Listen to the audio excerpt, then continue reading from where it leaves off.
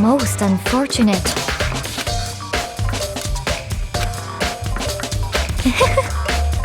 Actually, indeed. What are you doing out this late? Oh, I was just... Are you planning to go exercise, perhaps? What? How did you know? Because I can see a blue track jacket sticking out of that duffel bag you're carrying. Oh, you're right. Thanks. Well, I'd better get going. I'm kind of in a hurry.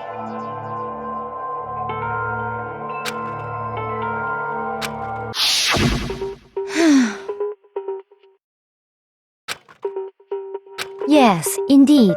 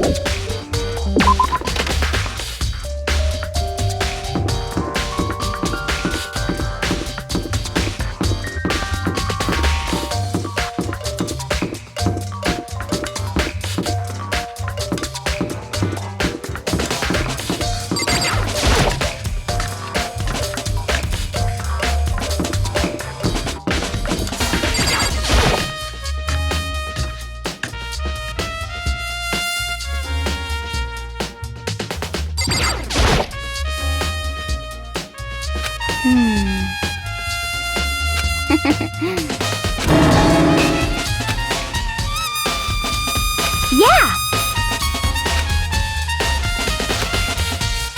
Huh? Aw.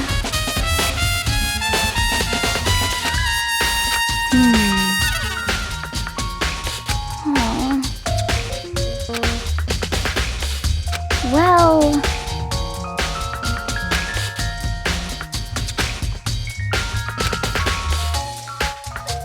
Yeah, totally.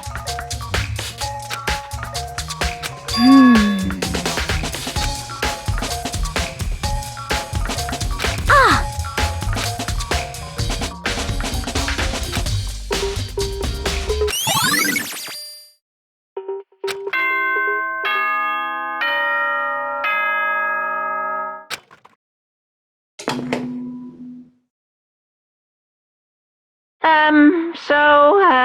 I'm getting tired of waiting. Shall we just plunge right in? It's the moment you've all been waiting for! The class trial! You remember where to meet, right? Please go through the red door on the first floor of the school. See you soon!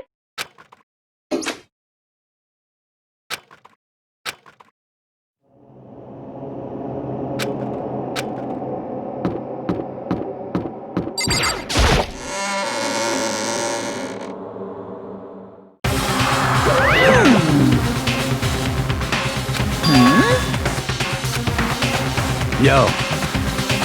Huh? Come on! What are you gonna do?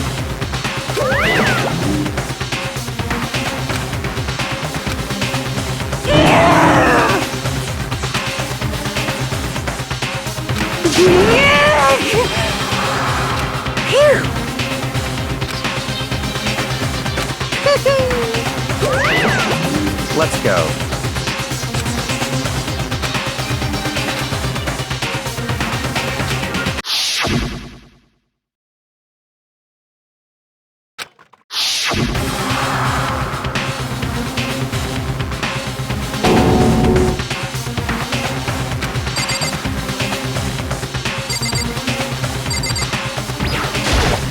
Hey, come on.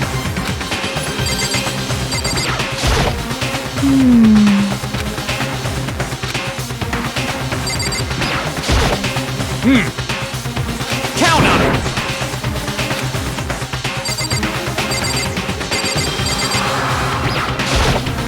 Shall we go? It's true.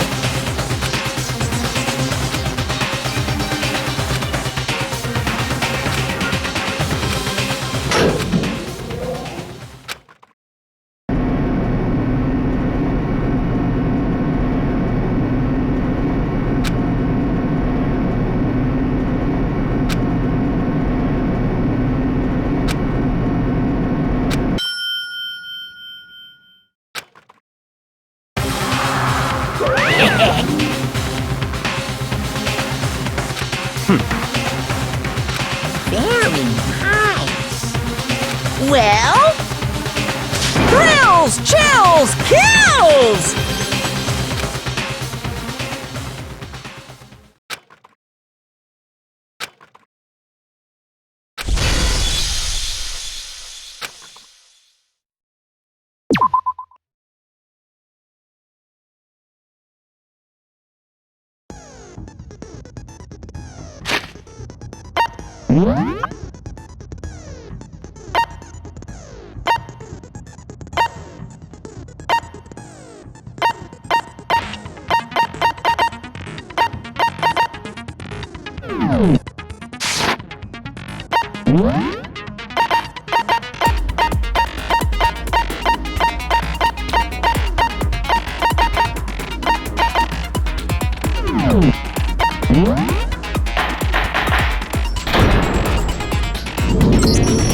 Let's begin with a basic explanation of the class trial. So, your votes will determine the results. If you can figure out who done it, then only they will receive punishment. But if you pick the wrong one, then I'll punish everyone besides the blackened, and the one that deceived everyone else will graduate. Okay, then. So, first off, let's talk about the murder weapon!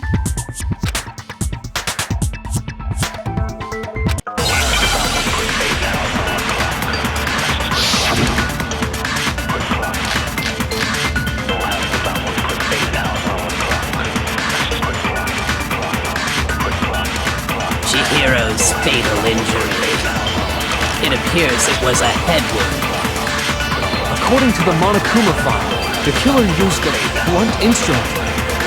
What kind of blunt instrument could it have been?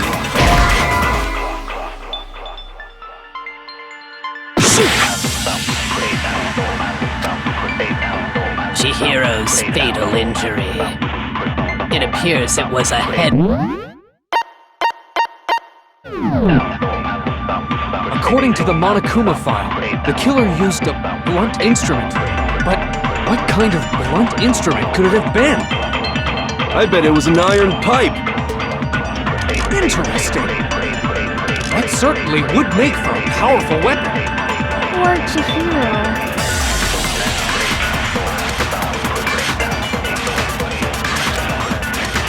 Chihiro's fatal injury. It appears it was a head wound. According to the Monokuma file, the killer used a blunt instrument. But what kind of blunt instrument could it have been? I bet it was an iron pipe. Interesting. That certainly would make for a powerful weapon. Poor Chihiro.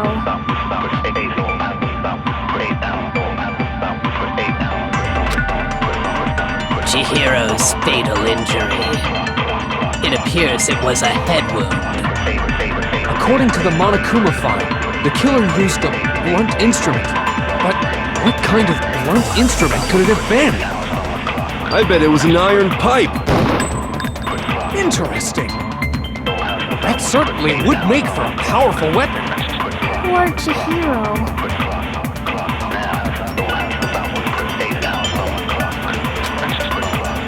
Chihiro's fatal injury. It appears it was a head wound. According to the Monokuma file, the killer used a blunt instrument. But what kind of blunt instrument could it have been? I bet it was an iron pipe. No, that's wrong!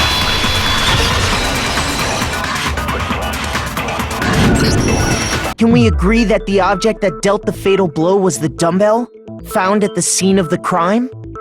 It was covered in blood, and there was nothing else at the scene that could have caused that kind of injury. And the wound on the victim's head is consistent with the shape of the dumbbell. As far as I'm concerned, there's no mistake and no room for doubt on this one. You looked at her head wound? Yay! That's so creepy! If you don't mind, I will proceed from here. Let's move on to discussion of the culprit. Although, I believe the criminal behind this heinous act is already quite clear. What? For real? Chihiro's killer is the fiendish serial killer, Genocide Jack.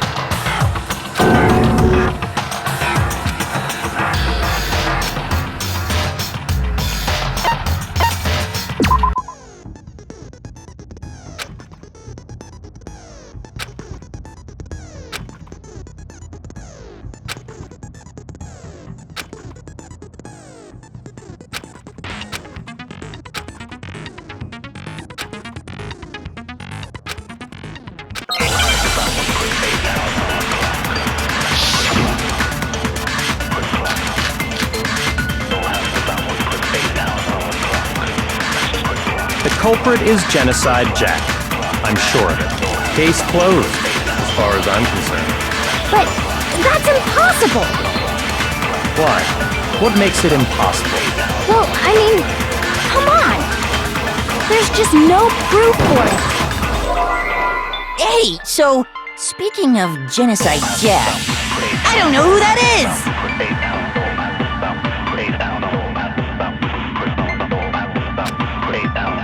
The culprit is Genocide Jack. I'm sure of it. Case closed, as far as I'm concerned. But that's impossible! Why?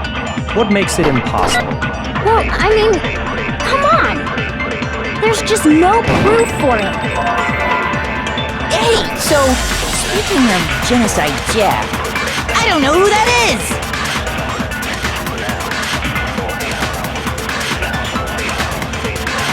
The culprit is Genocide Jack. I'm sure of it. Case closed, as far as I'm concerned. But that's impossible! Why? What makes it impossible? Well, I mean, come on! There's just no proof for it. No, that's wrong!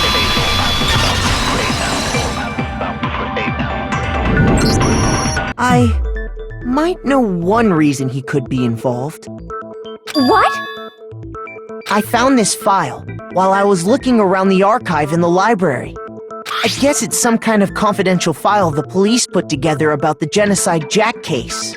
What? That's kinda weird as shit, isn't it? What was something like that doing in the library? The why of it is probably more trouble than it's worth. So let's forget about that for now. More importantly, it outlines all the specifics of every Genocide Jack case in exceeding detail. According to the file, there appear to be two defining characteristics in every Genocide Jack case. The first is that a bloody message is found written at the scene of every murder. Oh, that's right. Boob-lust. No. It's actually bloodlust. But more important is the other characteristic, and it's something that has never been made public. Never made public? What the hell is it? Why don't you tell them, Makoto?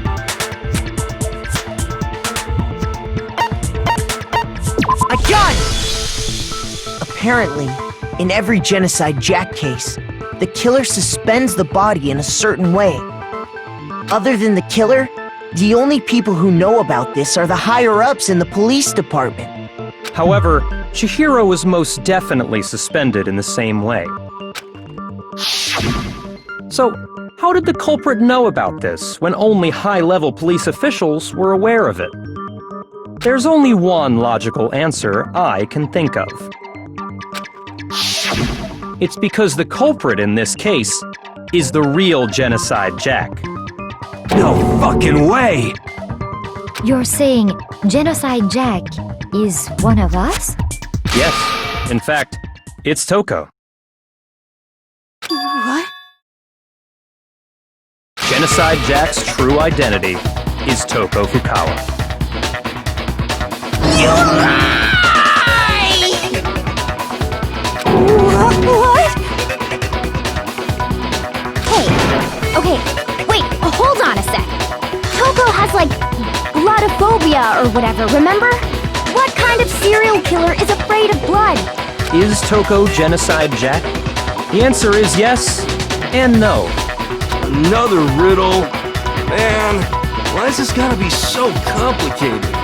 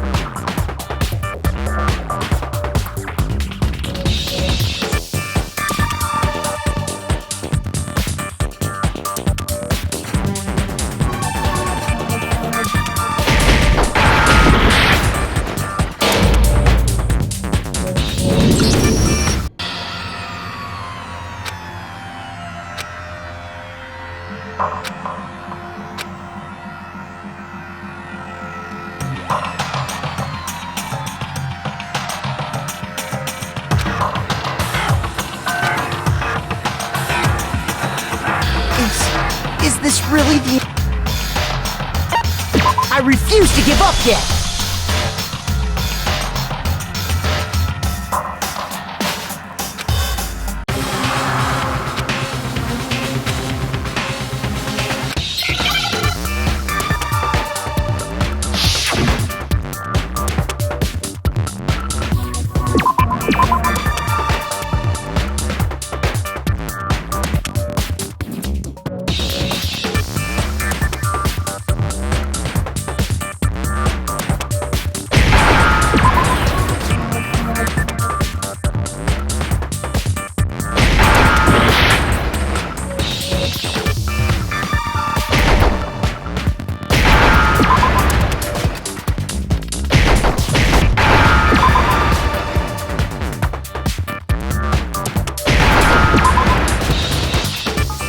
Now I understand!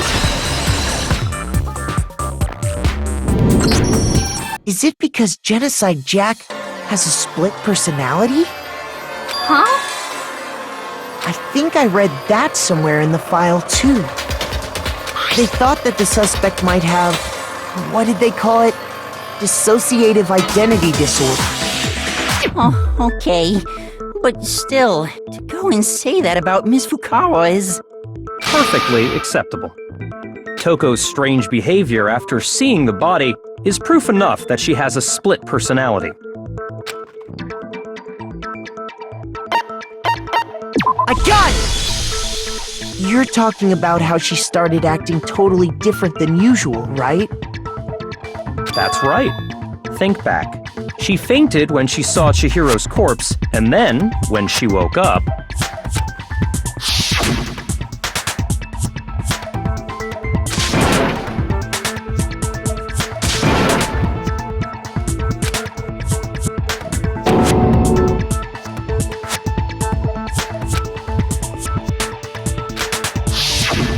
She was acting funny, that's for sure. That melancholy tone of hers completely disappeared. Don't go assigning adjectives to my tone without permission. Not to mention, once she regained consciousness and saw Chihiro's body again, she was utterly calm. In other words, within her is one personality that can't handle blood, and one that obviously can. So when Toko trapped herself in her room, it's because she was scared of Genocide Jack?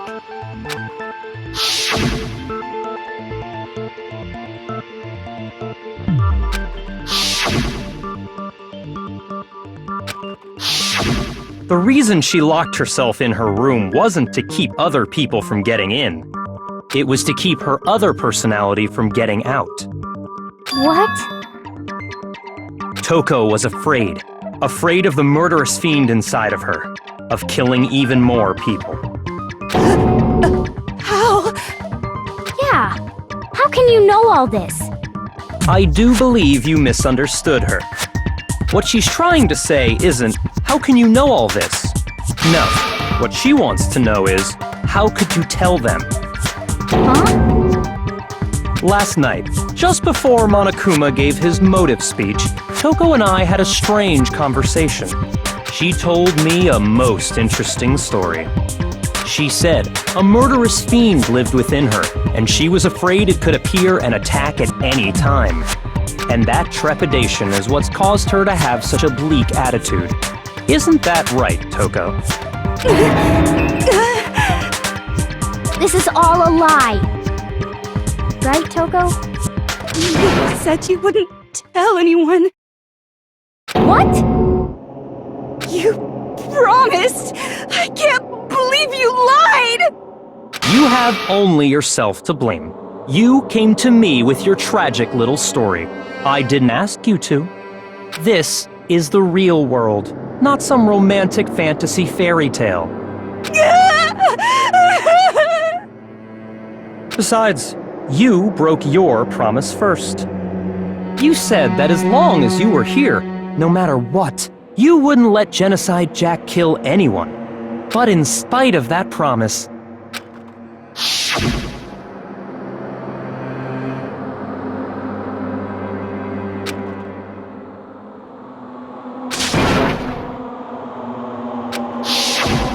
You said if I kept my promise, you would go out with me. That's the only reason I promised. how many times do I have to tell you? I never said that. But you weren't able to do it. You just couldn't resist that rush you got from killing, could you? I tried. I swear I tried to control it. But your efforts were useless. What a disappointment. I hate you. Well, the opening act is nearly finished. All that's left is to hear from the person in question directly. The person? You don't mean...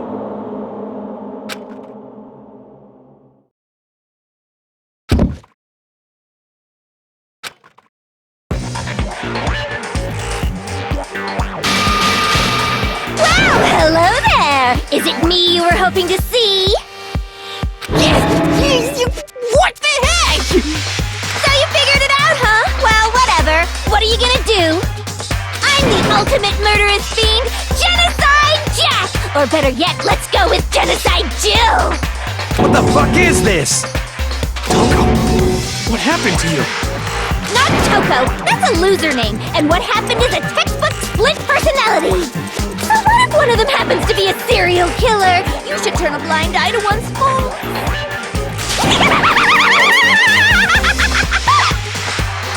So intense. Like they say, sound in murderous mind, sound in murderous body.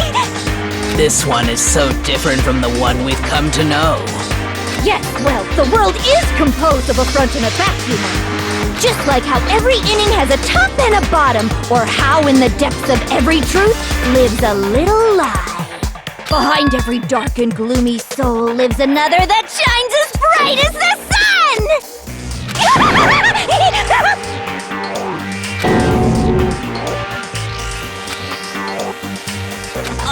Miss Jack, Jill, can I ask you a question? What's up? Some of us think you might be the mastermind behind our entire situation. What are your thoughts on that? Well, I'll tell you! I am the mastermind of all masterminds! Just kidding! Then, it's not true? Of course it's not true! How dare you try to link me to that creepazoid! And another thing, the police and government and society in the outside world are totally powerless! I mean, they just let this idiotic bloodthirsty maniac go buck wild all over town! Sure, I'm a bloodthirsty maniac, but life is pain, right? To live is to hurt other people. It's a necessary evil if you want to survive. The act of living itself causes pain for everyone. Just kidding again! This should be enough to convince you. This murderous fiend is responsible for Chihiro's death. There's clearly a motive, so there should be no doubt. A motive? Remember what Monokuma told us? If someone didn't murder and graduate within 24 hours, an embarrassing memory or secret would be revealed. Well, let's assume that Toko's secret was about Genocide Jack. If a secret like that came to light, Toko's life would have undoubtedly been forever ruined. So she had a very clear motive to never have that side of herself exposed. Interesting. Very, very, very interesting. But sorry, as much as I hate to admit it, I'm not the culprit. Huh? But I cannot imagine anyone other than you could murder someone in such a bizarre fashion. Maybe so, but nevertheless, it's the truth! Do you really expect any of us to believe you? Yeah!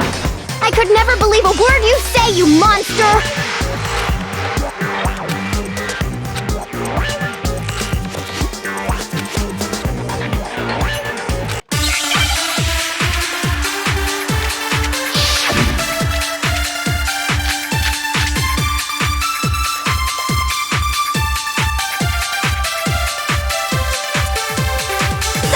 But I didn't kill anyone! You say that, but do you really expect any of us to believe it? Perhaps if you had an alibi, that would change things. Oh, an alibi, huh? Now we're talking! When you compare your past murders to this incident, the modus operandi matches completely. What more proof do we need? Give it up. You killed her.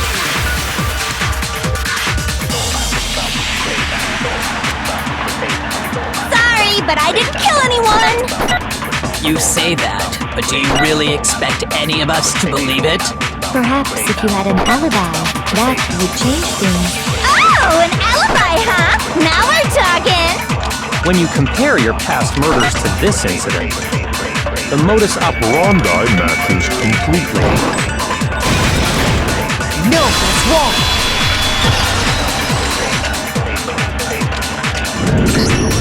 Are the methods of murder really exactly the same?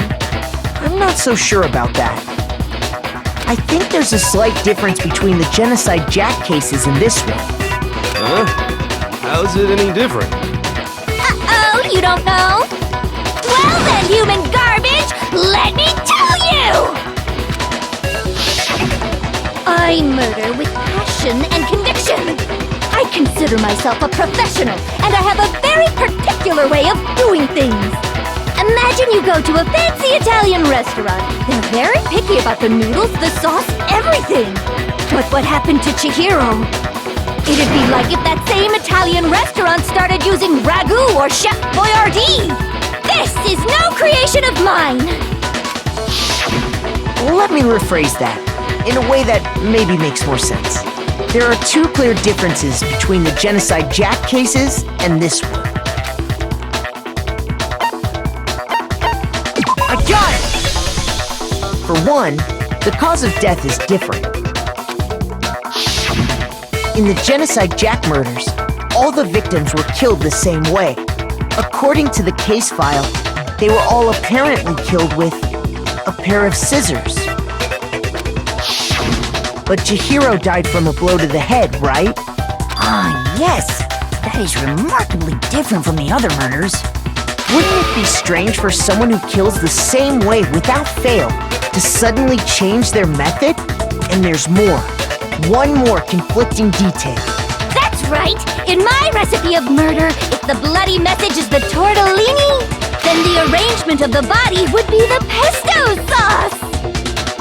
Could you please stop comparing killing people to cooking? So, are you saying the other difference has to do with how the body was arranged?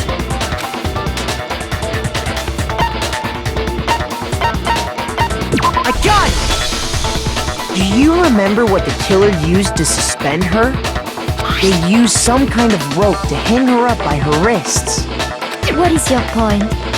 Well, in all the previous Genocide Jack cases, something else was used to suspend them. Specifically, pairs of razor-sharp scissors. And guess what? I used my own specially designed scissors for the murders and the arrangement! Like I said, I'm a professional, so naturally I'm very picky about the tools I use. And you know what else? Big Mac said there's 2 differences, but he's wrong. Big Mac? Are you referring to me? Listen up, Big Mac! There's actually one more difference! Huh? My word, you really didn't notice? Take a look at who the victims were in each Genocide Jack case! There's a pattern there, just waiting to be discovered. A pattern? Figure that out, and it'll be plain as death why I couldn't have possibly killed that little lolly girl.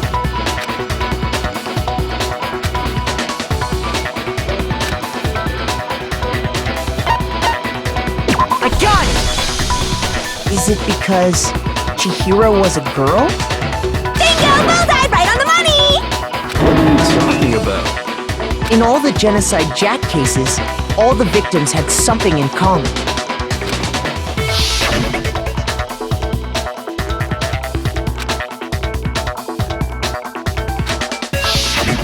They were all guys?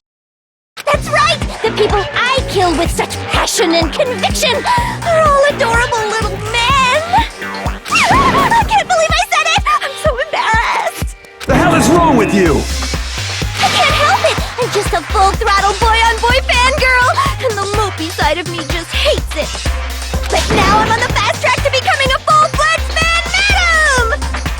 So, since Chihiro was a girl and not an adorable little man, you wouldn't kill her? Would an Italian chef suddenly start making ramen just because they're both noodles? Don't be stupid. I have too much passion and conviction to cross that line. That's the absolute reality of a one and only. We get it. You've clearly explained your hobby and your philosophy. But that's not all there is to it.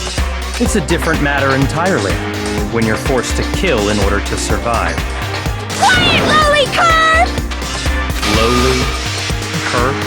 I would never kill for a reason as petty as mere survival. And if by some fluke I did kill to survive, why would I bother with the message and arrangement? It'd make me the obvious suspect! That does make some amount of sense. Plus, whatever reason I have for killing, I would never leave out my prized scissors. Who would go out of their way to use a big, stupid, heavy dumbbell? Maybe you used the dumbbell because you couldn't find any scissors in the school? Any scissors? I don't just use any scissors. I only use my own set of high-class envy of the entire world scissors! Okay, whatever. There still aren't any in the school. Are you sure about that? Da-da-da-da!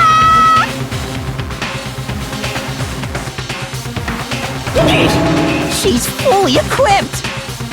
That's right! So I can kill anywhere, anytime!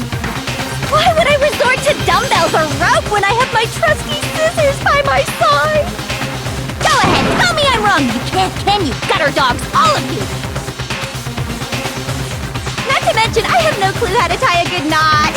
So rope's totally out of the question anyway! I have no idea what's going on anymore! Could such a heinous villain really be innocent? But the body really was suspended, right? And nobody but the police knew about that. Yeah! That's why we figured it had to be the real deal, and not some copycat killer or whatever.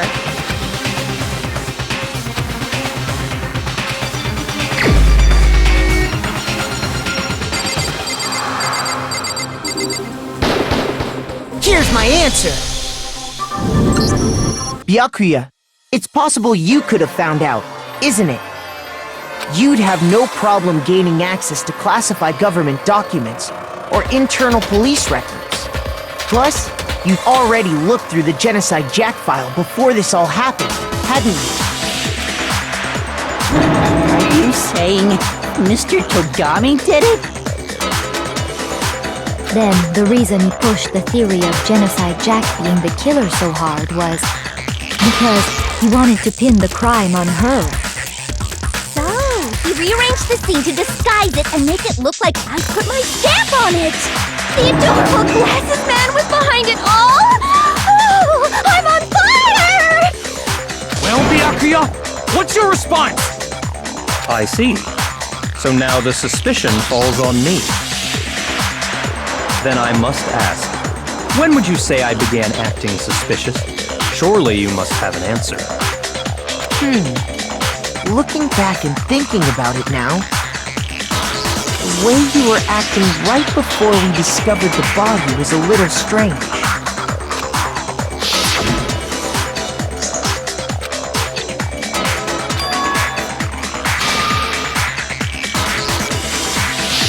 You wanted to go to the girls' locker room right away, right? But since you're a guy... I should have naturally thought of the boys' locker room first. Is that what you want to say? The victim was Chihiro, a girl. Hence why I said we should check the girls' locker room. Nothing strange about that, I'd say. On the contrary, there's something very strange. Okay then, what's so strange about it? Go ahead, share with the rest of the class.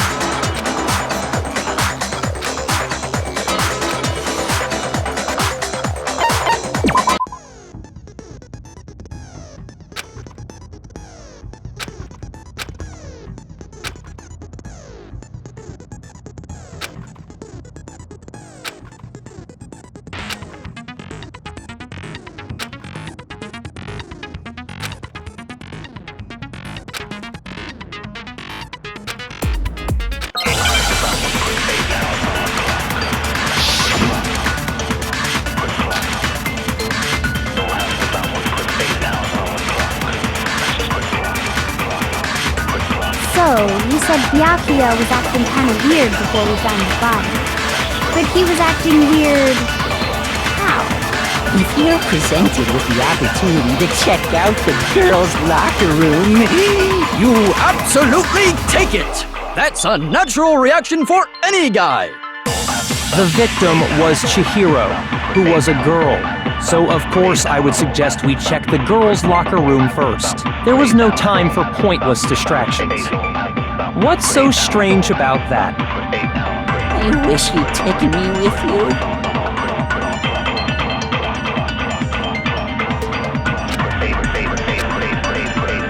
So, you said Byakuya was acting kind of weird before we found the body. But he was acting weird... how? If you're presented with the opportunity to check out the girls' locker room, You absolutely take it! That's a natural reaction for any guy! The victim was Chihiro, who was a girl. No, that's wrong!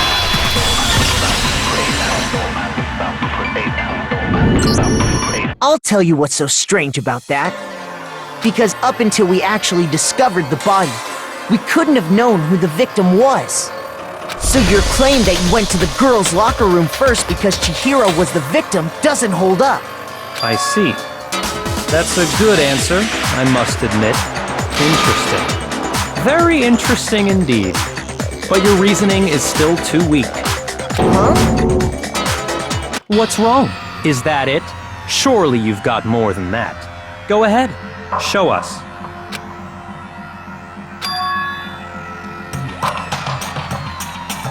What's the matter? You're not finished already, are you? There must be more to it. There is. I think. There is more to it. Think about it. We just talked about the differences between this case and past Genocide Jack incidents. The proof you're looking for is hidden in there. Oh? Proof that I'm the culprit, you mean?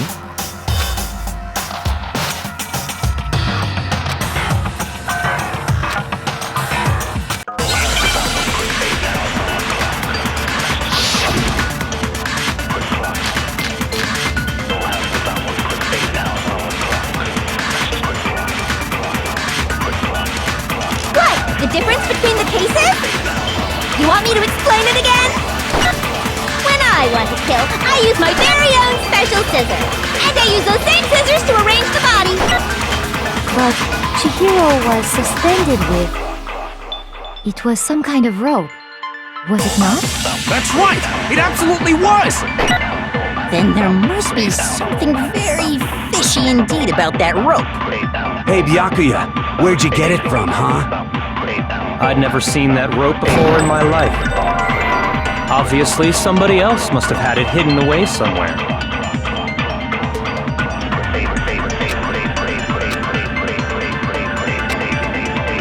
What? The difference between the cases?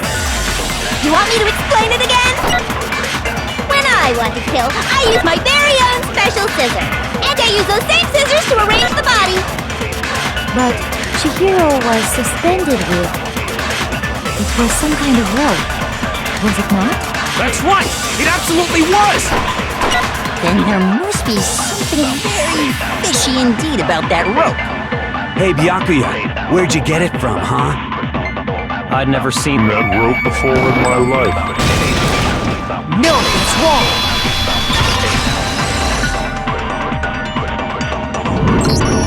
Actually, I'm pretty sure you have seen it before.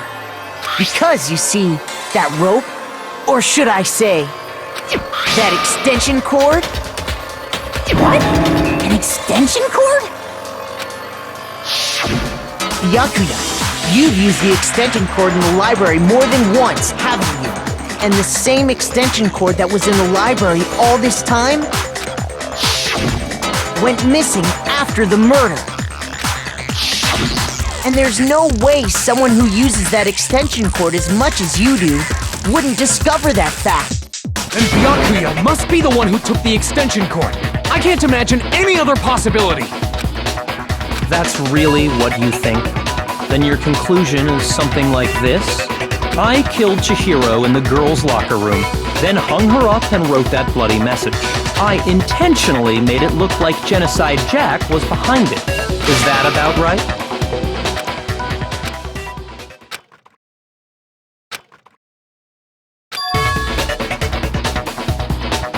What's wrong? I asked you if you think that's what happened. Hell yes, that's what happened. So that's it, right? Byakuya's the killer. I don't disagree with not disagreeing. He kept calling this a game, right? So he'd be totally willing to do something like this to win. Sorry, but could we hold on just a second? I think we need to talk about this a little more. Huh? Do we really need to? We've already decided who did it. I know, but still, there's something that's still bothering me. Is that right? And what, pray tell, is still bothering you? I killed her in the girls' locker room, then disguised my crime. Specifically, I dressed it up to make it look like it was the work of a homicidal psychopath. What about all that bothers you?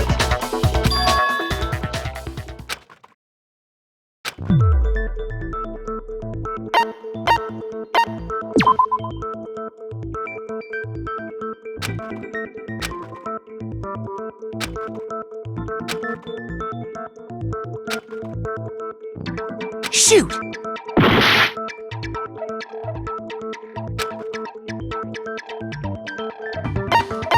I got it! You say you killed Chihiro in the girls' locker room, right? But are you sure about that? Isn't it possible that the murder took place somewhere else? How disappointing. What kind of question is that? Even in the world of disappointments, this is a true letdown. She was found dead in the girls' locker room. There is absolutely no question about that. How could the scene of the crime have been anywhere else? Well, I think it's entirely possible that she was killed somewhere else, then carried there later, along with the rest of the murder scene. The rest of the murder scene? That was awfully specific. Please tell me you have a reason for saying all of that. I believe I do.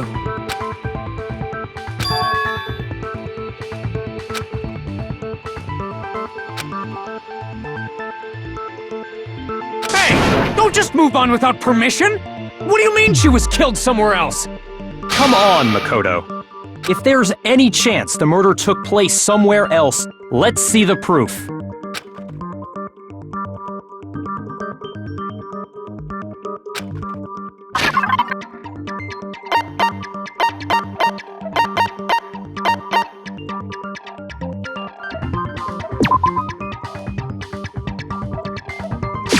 I got it! The proof that she was killed somewhere else is the poster that's hanging in each locker room. Your proof is some posters? The poster in the girls' locker room was a picture of a big-boobed supermodel. But don't you think that's kind of strange? Why would the girls' locker room have a poster like that? I bet those massive jugs of hers were totally fake! Meanwhile, the boys' locker room had a poster of the super popular boy band Tornado. Again, that doesn't really seem to belong in a boys' locker room. So you're saying that maybe the posters were switched? And there's one other thing I noticed about the locker rooms. You know what I'm talking about, right, Sakura? You're referring to my protein coffee, aren't you? Protein coffee? While I was in the girls' locker room earlier, I spilled some protein coffee on the carpet. But I noticed that after the murder, the stain had been totally scrubbed away.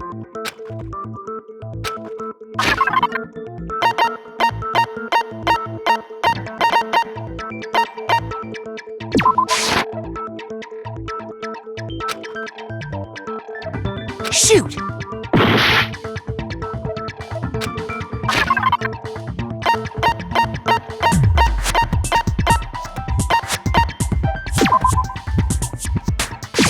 I got it!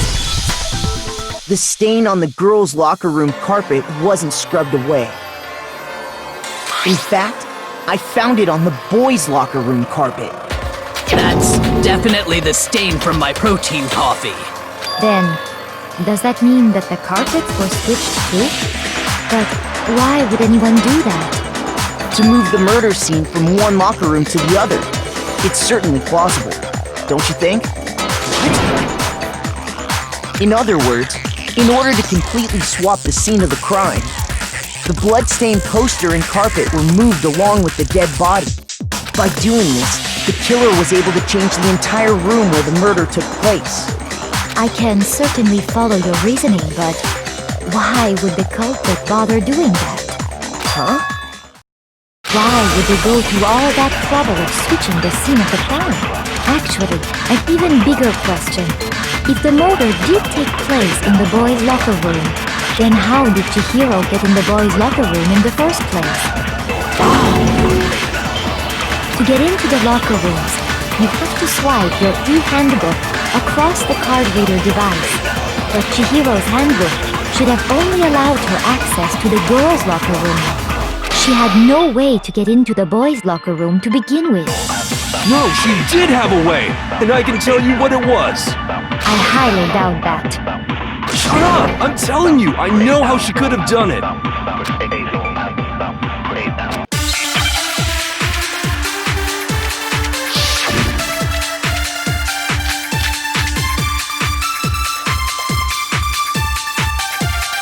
Is it really possible?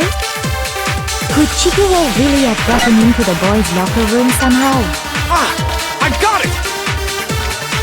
She must have hacked her e-handbook! She was the ultimate programmer, after all. I'm sure that would have been no problem for her. No, I don't think that's it. She used the thing that was in the main hall. Huh? What thing? I'm talking about Leon's handbook, of course. No, that's wrong!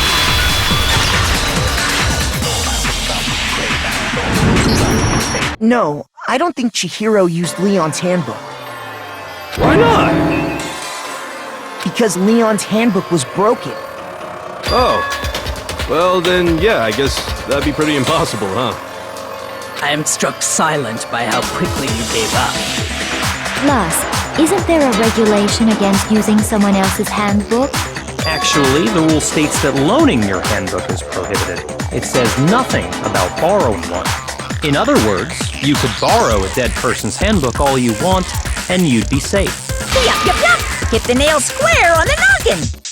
Of course, if it were broken, that wouldn't make any sense anyway. So then, she must have hacked hers, like I said. She used her ultimate programmer skills and... You can't fix an e-handbook!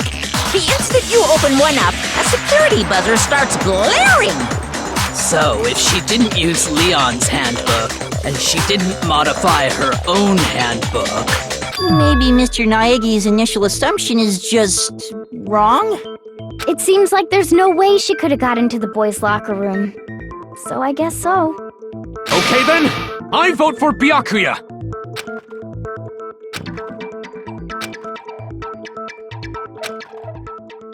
Hold on a second. I agree with you, though. I think you're on the right track. What the? You finally decide to open your mouth and that's what you've got to say? There's no way she could get in the boys' locker room, right? So... Why are you so sure she couldn't get in? There's still one other way she could have gained access. What? What are you talking about? What other way is there? Well, to explain that, why don't we take a little break from the trial? I'd like you all to come see something. Wait! Just what do you think you're doing? Don't worry. This'll make the whole trial more exciting. I'm sure that thought must please you. Huh? It'll make things more exciting? Well, alright then. I declare an official class trial recess. Huh? For real? Now then, what is it you want to show us? It better not be boring or I'll be very unhappy.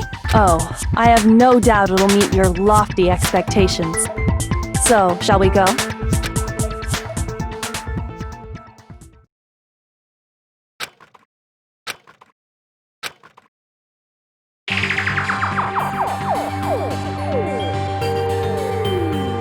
The girls' locker room?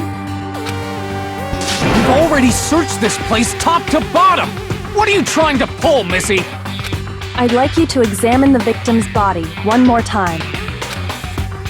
Be sure to examine the entire body very carefully. Take your time. Examine her carefully? Like using our hands? No way! It's probably best if I don't run my hands all over a girl's dead body. It's not that I'm creeped out or anything, it's just... based on religious grounds, you know? Very well. I'll do it. But you're a girl. You shouldn't have to touch a dead body.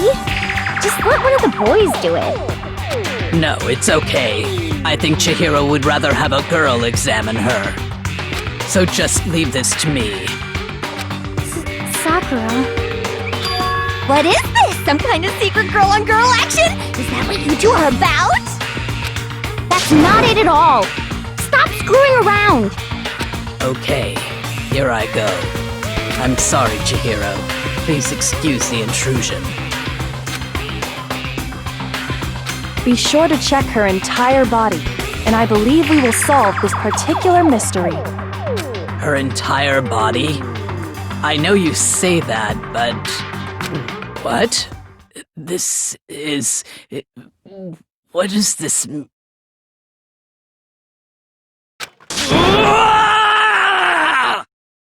What is it? Not possible. It's not possible. This girl is... Is what? is a boy! Ah, I see. So she was actually a he. Interesting. Thank you for confirming this fact. What? You're joking, right? I wouldn't joke about this. Then it's really true? Chihiro was a guy? Oh, what? You guys didn't know? Heck, I knew that right off the bat. Chihiro Fujisaki was totally a guy. Hero's a cross-dresser? Oh, I'm really on fire! I wish I had killed him! So that's what Kyoko wanted to show everyone, huh? Interesting. Yes, that certainly does make things much more exciting. Now let's ride this wave of excitement back to the courtroom and get back to the trial. Ahem. I do apologize for keeping you waiting. Now then, let's resume the class trial. We've all just learned of the shocking revelation that Chihiro was actually a boy. Let's pick up from there. Yes, well, I don't know his reason for hiding it, but the fact is, Chihiro was not a girl, but a boy. And because the victim was male, he would have had no problem gaining access to the boys' locker room. Assuming his handbook did, in fact, list his gender as male, then yes, that would be true. Of course his handbook said he was a boy. He dressed like a girl, but he was a boy through and through. So then, there should be no issue with Makoto's initial assertion. The victim was killed in the boys' locker room, and was then later moved to the girls' locker room. And the killer could have easily used Sayaka or Junko's handbook to get into the girls' locker room. So Chihiro really was killed in the boys' locker room? I still don't understand the motive for moving the body, but yes, that does seem plausible. Well, I must admit, I did find it rather odd. I knew he felt a little off. There was a certain incongruity to his female body. This is the most titillating situation! So now everything has been connected. All the mysteries have finally become clear. Okay, well, connected or clear or whatever. We still think you're the killer, remember? Very interesting. This has become very interesting indeed. Ah, he's off in his own little world. What about you, Makoto? After everything we've learned, do you still think Byakuya's the killer? Well, without a doubt, Byakuya is the one that made Chihiro's death look like Genocide Jack did it. But I think he might not actually be the killer after all. What? But aren't you the one who accused him in the first place? He just seems to be too easygoing about all this. Like he's enjoying us solving the mystery. The way he's acting, it makes it seem like it doesn't have anything to do with him. And you think that might be because it doesn't have anything to do with him? Plus, the evidence he left behind was a little too... how can I put it? Overt. He consciously chose to use the extension cord, knowing it could connect him to the murder. At least, that's how I see it. And Byakuya, when you found out the murder took place in the boys' locker room, it seemed to rattle you. And then again when you found out Chihiro was actually a guy. If you really were the killer, that stuff wouldn't have had any effect on you. So that's your thinking, huh? Well, it bothers me that you don't have more concrete reasons, but it's fine. I guess I'll mark it as correct for the time being. Mark it as correct? He's right. I am not the culprit. I just happened to come across the corpse in the girls' locker room and decided to alter it. Are you fucking with us right now? No, I am not effing with you right now. I'm telling you the truth. Well, I find it very hard to believe! Go ahead. find it very hard to believe. You're free to be executed along with the rest of us. If you're really telling the truth, then why? Why do you do that to his body? My reasons hardly matter right now. Uncovering the culprit is much more important, wouldn't you say? Now then, if it wasn't me, who was it? Well, I don't think I can say for sure without talking about it a little more. We're seriously gonna keep going? We're all good, aren't we? I thought it was clear Byakuya did it. No, I'm with Makoto. If there's any doubt whatsoever, we need to explore every possibility. Because if we're wrong, we all die here. That's true. Very well then. I'm with you too. Damn straight. Count me in. Do you not have a mind of your own? Of course I do. What am I, an ant or something? Anyway, let's discuss this all as a group one more time. We still have time to make our decision. That's very true. Our lives are all on the line. Excellent. Then shall we resume our game of hide and seek?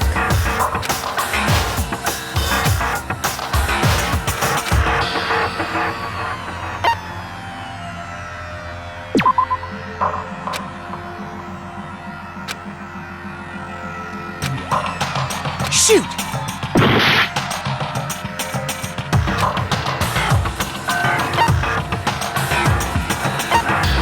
I got it!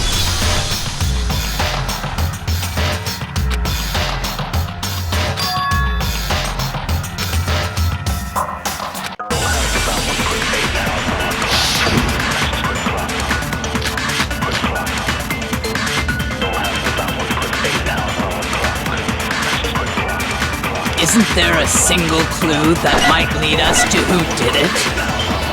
Well, clues are one thing, but did nobody get a look at the killer? I'm sure if someone saw the killer, they would have said something by now. Perhaps someone saw the victim at some point.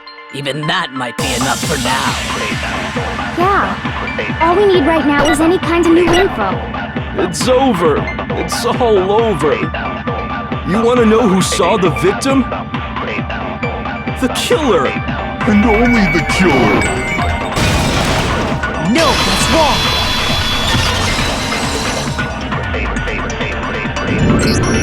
I believe someone else did see the victim before he was murdered. What do you think, Celeste? Now that you mention it, yes, I did see him. Huh? Really?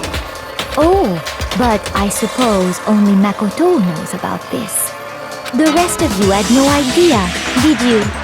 That is why you're all making such ugly noises. Whatever! Just hurry up and tell us! It was last night, right before nighttime. I saw Chihiro in the dormitory warehouse. I saw him stuffing a track jacket into a duffel bag.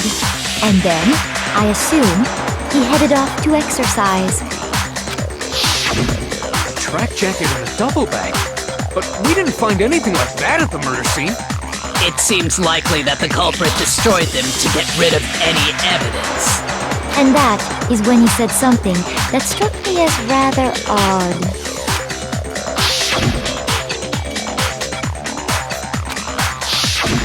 Chihiro told me he was in a hurry. But why would he be in a hurry? Only if someone were waiting for him, I should think. So, Mr. Fujisaki was on his way to meet with someone, and then they were going to work out together? But Hina and I had invited him to exercise with us plenty of times, and he always declined. Probably because he was afraid you'd find out the secret he was hiding, right? Which means that conversely, he must have trusted whoever he was meeting with very much. Enough so that he was willing to risk his secret being revealed. What a marvelous friendship! The point is, whoever he met up with is the culprit, right? So we just gotta figure out who it was. But knowing what we know, I can't even guess. No, you already have what you need to make the connection. Huh? You know who the killer is. Seriously? Who is it? Who's the killer? Think back to the track jacket and duffel bag the killer disposed of. Focus on the details of these items, and it should become obvious who was waiting for him. Are you sure about that? You really think we can figure out who did it based on 2 pieces of evidence that we don't have? What? You want to track down some fingerprints or something? Even if we had the equipment for that, we wouldn't know how to use it. As was noted, the evidence is already gone. There's nothing to get fingerprints from. Maybe, but we can make certain inferences if we just take the time to talk it out. Easy for you to say. But fine. Celeste, did you notice anything special about the bag or jacket? The bag was just a normal duffel bag from the warehouse. All the bags in there are the same, so I can't imagine what would make that one special. Well, if I remember right, there was a decent variety of tracksuits to choose from. Do you think there might be some connection between the culprit and Chihiro's jacket? Perhaps. Let's explore that and talk a bit more about the jacket he took.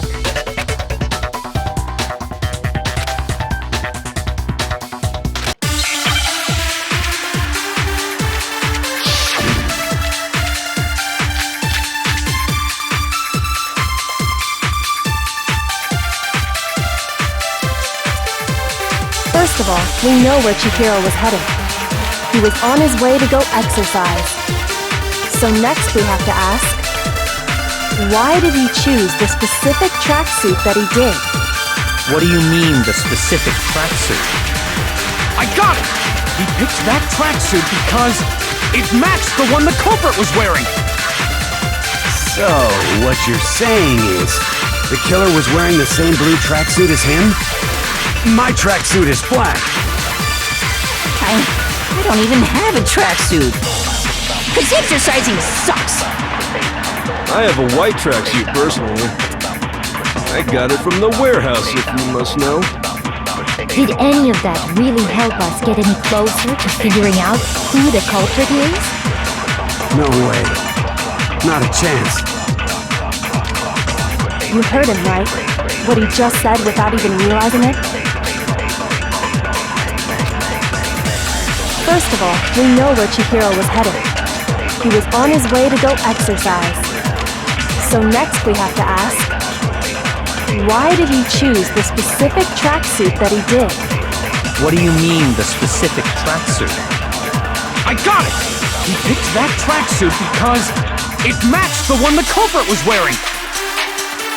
So, what you're saying is, the killer was wearing the same blue tracksuit as him? My tracksuit is black. I don't even have a tracksuit. Cause exercising sucks. I have a white tracksuit personally. I got it from the warehouse, if you must know. Did any of that really help us get any closer to figuring out who the culprit is? No way. Not a chance. You heard him, right? What he just said without even realizing it?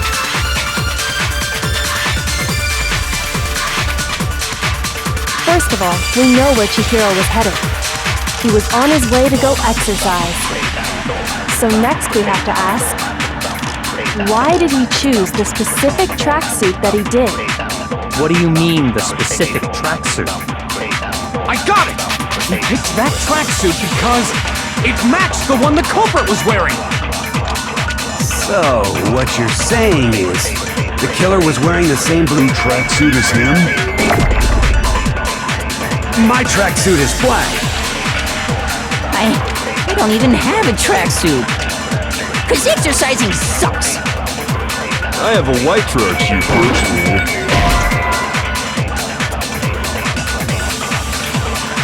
Shoot! First of all, we know where Chihiro was headed. He was on his way to go exercise. So next we have to ask, why did he choose the specific tracksuit that he did? What do you mean, the specific tracksuit? I got it! He picked that tracksuit because it matched the one the culprit was wearing! So, what you're saying is, the killer was wearing the same blue tracksuit as him? My tracksuit is black.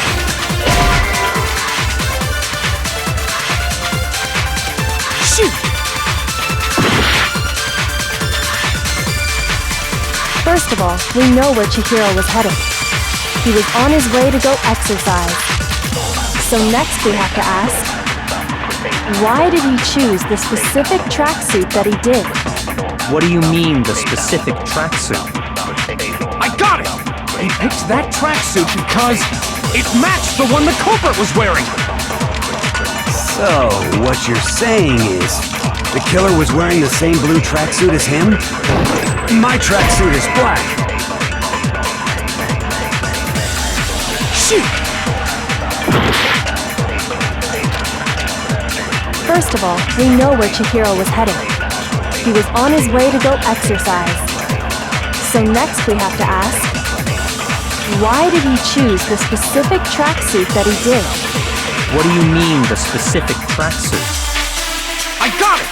He picked that tracksuit because it matched the one the culprit was wearing! So, what you're saying is, the killer was wearing the same blue tracksuit as him?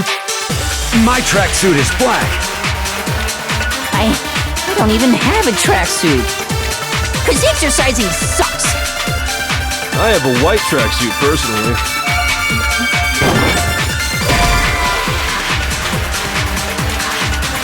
Shoot! First of all, we know where Chihiro was headed. He was on his way to go exercise. So next we have to ask, why did he choose the specific tracksuit that he did? What do you mean, the specific tracksuit? I got it! He picked that tracksuit because it matched the one the culprit was wearing! So, what you're saying is, the killer was wearing the same blue tracksuit as him? My tracksuit is black. I don't even have a tracksuit. Cause exercising sucks. I have a white tracksuit personally. Shoot!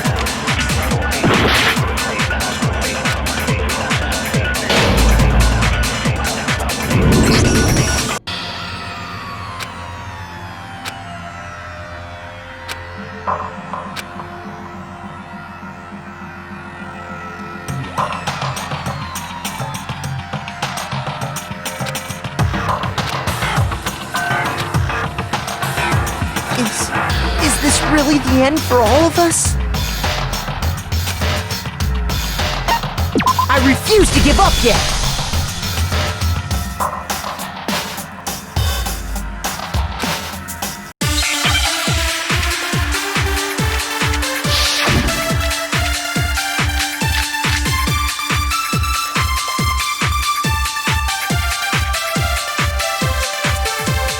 First of all, we know where Chihiro was headed.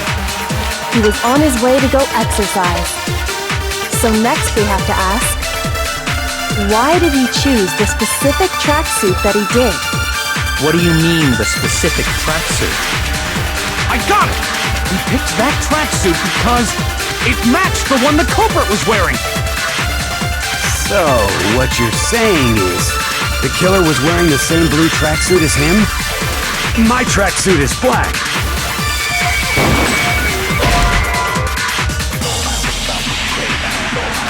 Shoot! First of all, we know where Chihiro was headed. He was on his way to go exercise. So next we have to ask, why did he choose the specific tracksuit that he did? What do you mean, the specific tracksuit? I got it! He picked that tracksuit because it matched the one the culprit was wearing! So, what you're saying is, the killer was wearing the same blue tracksuit as him? My tracksuit is black. I don't even have a tracksuit. Cause exercising sucks. I have a white tracksuit personally. I got it from the warehouse, if you must know. Did any of that really help us get any closer to figuring out who the culprit is? No way. Not a chance. You heard him, right? what he just said without even realizing it? First of all, we know where Chihiro was headed. He was on his way to go exercise. So next we have to ask, why did he choose the specific tracksuit that he did? What do you mean, the specific tracksuit? I got it! He picked that tracksuit because it matched the one the culprit was wearing! So, what you're saying is, the killer was wearing the same blue tracksuit as him? My tracksuit is black. I don't even have a tracksuit. 'Cause exercising sucks. I have a white tracksuit personally. Shoot! First of all, we know where Chihiro was headed. He was on his way to go exercise. So next we have to ask, why did he choose the specific tracksuit that he did? What do you mean, the specific tracksuit? I got it! He picked that tracksuit because it matched the one the culprit was wearing! So, what you're saying is, the killer was wearing the same blue tracksuit as him? My tracksuit is black. I don't even have a tracksuit. 'Cause exercising sucks. I have a white tracksuit personally. I got it from the warehouse, if you must know. Did any of that really help us get any closer to figuring out who the culprit is? No way. Not a chance. You heard him, right? What he just said without even realizing it?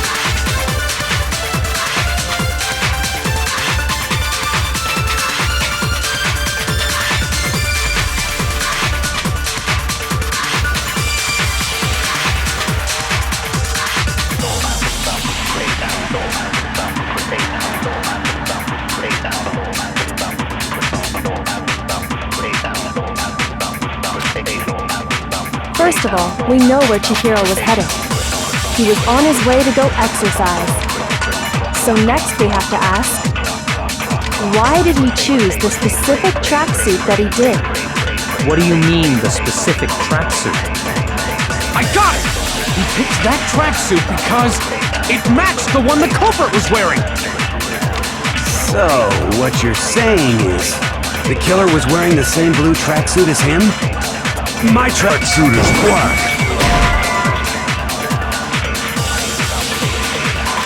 Shoot! First of all, we know where Chihiro was headed. He was on his way to go exercise. So next we have to ask, why did he choose the specific tracksuit that he did? What do you mean, the specific tracksuit? I got it! He picked that tracksuit because it matched the one the culprit was wearing! So, what you're saying is, the killer was wearing the same blue tracksuit. No, that's wrong!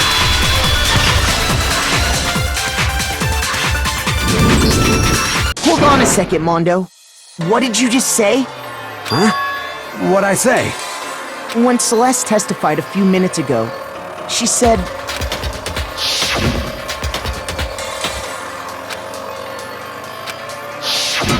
She never said anything about the jacket's color. So why did you say Chihiro's blue tracksuit? What are you... You just...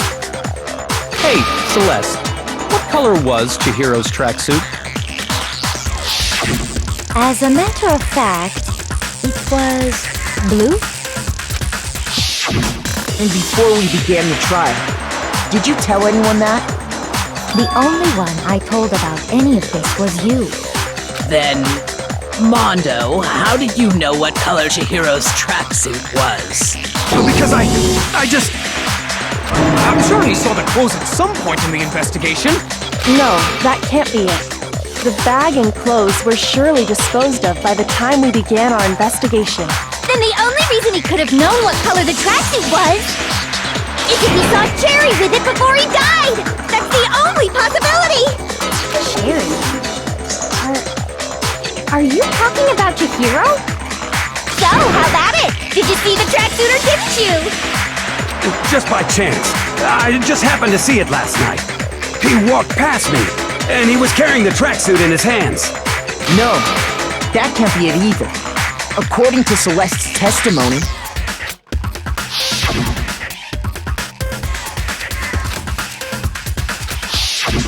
when Celeste noticed it, Chihiro made a point of making sure the jacket was completely in the bag.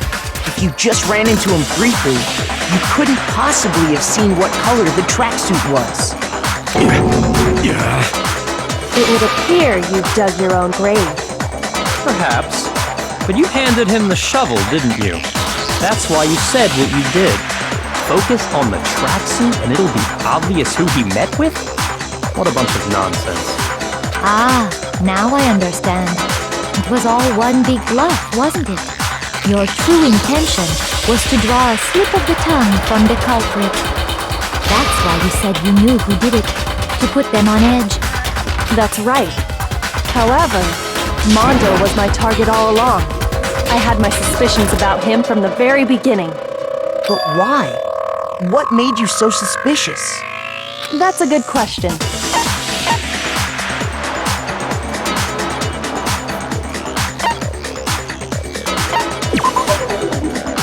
There was a certain turning point that tipped me off.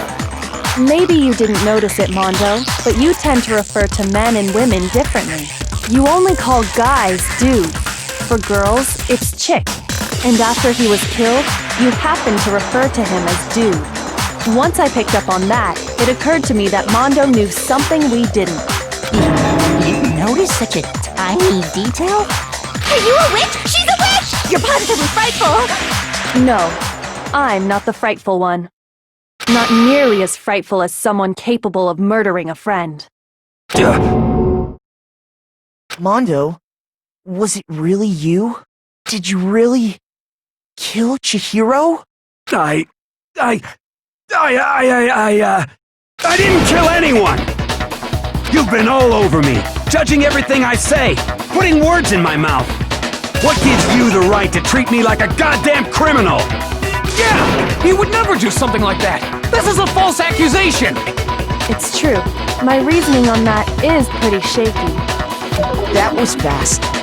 Well, this does present us with a problem. It seems we are all out of leads. My time has nearly come. That's what my little ghost friend is telling me. Oh yeah, that reminds me. Hifumi, weren't you telling me you'd found some evidence? Really? What kind of evidence? Actually, no. Now that I'm thinking about it here calmly, it might not be all that relevant. Jeez, does your confidence just get up and walk away?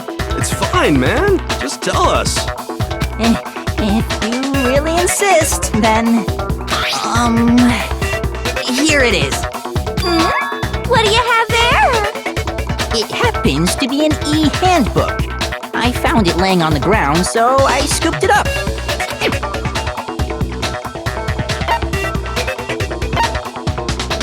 I got it! We know Chihiro's handbook was missing from the scene of the crime, right? For a fact. For a fact indeed. I was totally sure I'd found it. Then it must hold some clue about the culprit, right?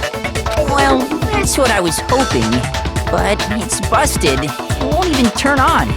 I imagine the culprit broke it to get rid of any evidence after the murder. That's odd. I didn't think the handbooks were quite so fragile. You're right. They're not. They're totally waterproof and shock resistant. It would take an awful lot to break one. And yet, this one does appear to be broken, as is Leon's, sitting useless in the main hall. For all your confidence, that is a remarkably high failure rate. Do you think there might be some kind of mystery in there somewhere? How precisely did the handbooks get broken? I got it! You already told us before that the handbook has one weak point, didn't you? Yeah! You remember that? Sure, maybe I let that slip, but I never told anyone what the weak point actually was. But if the handbook is supposed to never break, and two of them broke in quick succession, then Then we can only assume that someone's figured out its weakness. You know what the weakness is, right, Monokuma? So, what is it? You're asking me? I think it's a necessary piece of information if you want this to be a fair trial. But if I tell you, and someone else decides to copy it, that would be very not good. Just tell us already! Why would we want to break our own handbooks? Oh well, I have a weakness for pushy demands. But you're sure you won't follow their example? Then allow me to make a special announcement. The weak point of my cutting-edge e-handbook is... when it's exposed to high temperatures for too long, it will suffer a meltdown and totally break! I flippin' knew it! You knew it? Yeah, 'cause I found the handbook laying on the floor of the sauna. The temperature in the sauna can reach over 200 degrees. Strange how you don't get burnt, huh? It's because as your sweat evaporates, it creates a cooling layer of air around your skin. If the hot air of the sauna were somehow pushed directly onto your skin, you'd definitely get fried. That layer of air would get blown away. That's why you may feel a burning when you move around. So when you're in a sauna, make sure to keep nice and still. Interesting. I learned one new fact today. That is a mere trifling speck of knowledge. Anyway, if you found the victim's handbook in the sauna, then the killer must have been purposely trying to raise its temperature in order to break it. meaning the culprit somehow knew its weakness. But how'd they find out? Monokuma said he didn't tell anyone, right? Indeed. Quite the mystery. What if they found out by accident? What do you mean by accident? What if the killer took their own handbook into the sauna, not knowing its weakness, and it broke?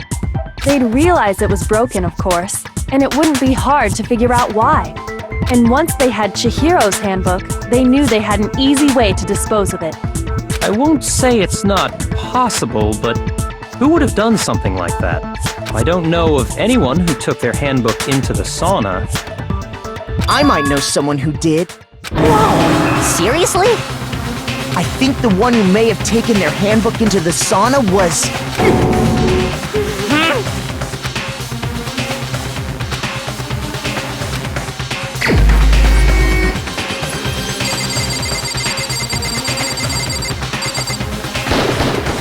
Here's my answer!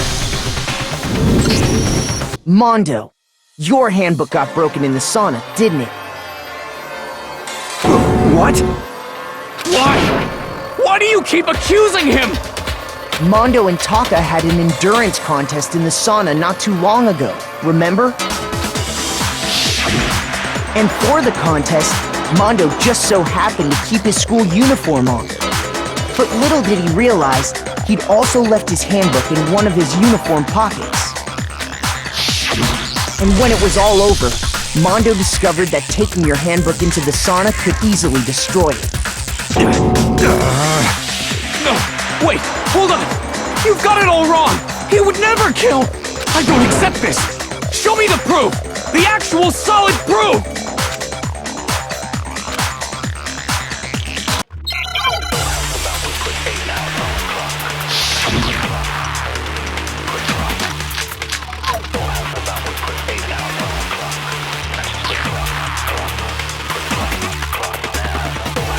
Let's test Makoto's assertion. If what he says is correct, then Mondo, you broke your own handbook.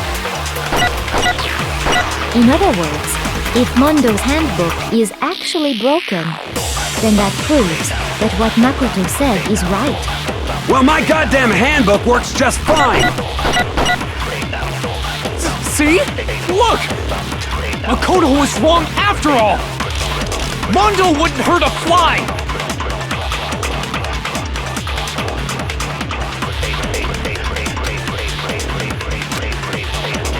Let's test Makoto's assertion. If what he says is correct, then Mondo, you broke your own handbook. In other words, if Mondo's handbook is actually broken, then that proves that what Makoto said is right.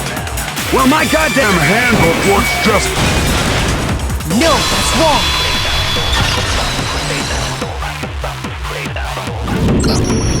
Mondo, the handbook you have right now, is it really yours? The fuck is that supposed to mean? The broken handbook that was in the main hall, isn't that one actually yours? What the heck are you talking about? What I mean is, I think Mondo swapped his handbook out for one that actually works. I think he took Leon's handbook and replaced it with his own. After all, Monokuma said himself that Leon's handbook never should have broken. That's right! The punishment it suffered wasn't nearly enough to destroy it. So then, the broken handbook in the main hall is actually Mondo's, which would mean that the handbook Mondo has right now is actually Leon's, yes? But doesn't that violate the school regulation that says loaning out your handbook is prohibited? Well, here's how I look at it. There is a rule about loaning your handbook to another student, but if they're dead, they're not a student. It's kind of a gray area, I admit. But no worries. If anything, it just makes things more interesting. As such, I decree that exchanging handbooks with a corpse is not a violation of the rules. Well, Mondo, if I'm wrong about this, you're welcome to say so. I'm happy to admit I made a mistake, but... Son of a bitch! What's wrong, bro? Come on! Tell him he's wrong! You are wrong! You have to be wrong! Everything you just said is wrong! You made it all up! Okay, then why don't we look back on this case one more time, from the beginning? That way, everything will become clear, and we'll all see if I was right or wrong.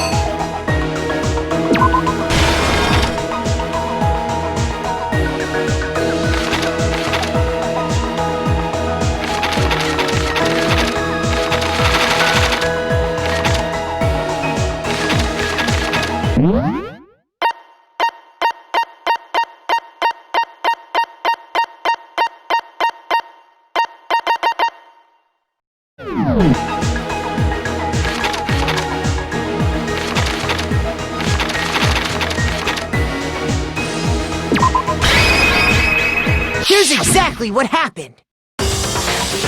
First, let's take a look back to before the incident. Last night, Celeste saw Chihiro in the warehouse, correct? At the time, she was apparently stuffing something into a duffel bag.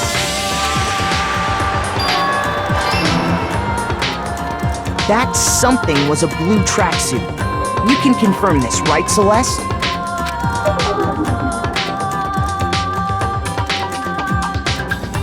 With bag in hand, Chihiro headed out, even though it was officially nighttime. She made her way to the locker room, specifically the boys' locker room. But how could the victim, who was apparently a girl, access the boys' locker room?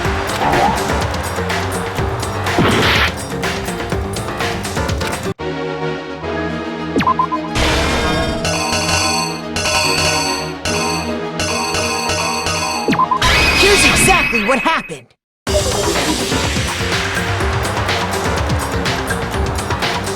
With bag in hand, Chihiro headed out, even though it was officially nighttime. She made her way to the locker room, specifically the boys' locker room. But how could the victim, who was apparently a girl, access the boys' locker room?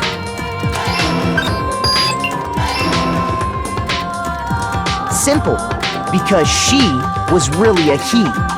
Which is why he was able to use his own e-handbook to gain entrance to the boys' locker room.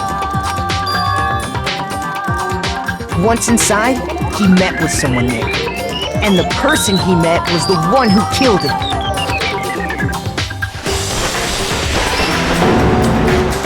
It seems likely that the killer grabbed the nearby dumbbell, approached the unsuspecting Chihiro,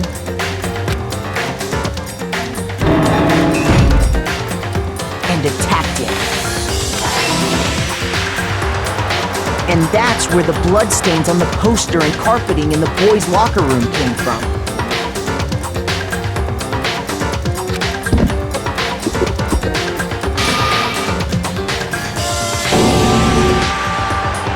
It was likely in the heat of the moment. The body was arranged, but the murder itself felt unplanned.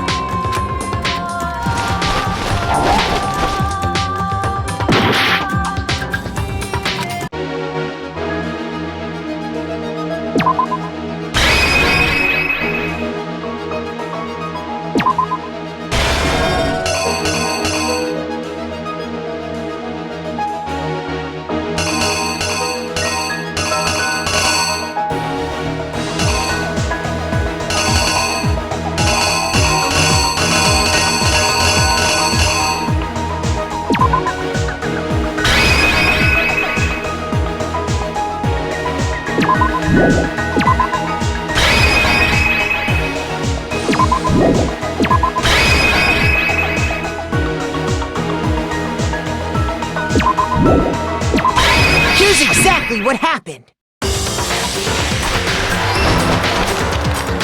Which is why the killer hurried to try and hide the act. First, pulling up the bloodstained carpet. Then, removing the bloody poster. And finally carrying the corpse into the girls' locker room. A girl's handbook was necessary to get into the locker room, of course. But this alone doesn't prove that the killer was necessarily a girl. After all, Sayaka and Junko's handbooks had been placed in the main hall. Using one of those, a boy could get into the girls' locker room without much problem. And that's exactly how the killer did it. With the carpet and the poster they brought with them, they got to work. They changed the layout of the boys' and girls' locker room in what you might call a crime scene switch. That could have been the end of things, but no. The Yakuya discovered the body and decided to intervene in the situation, making things even more complicated.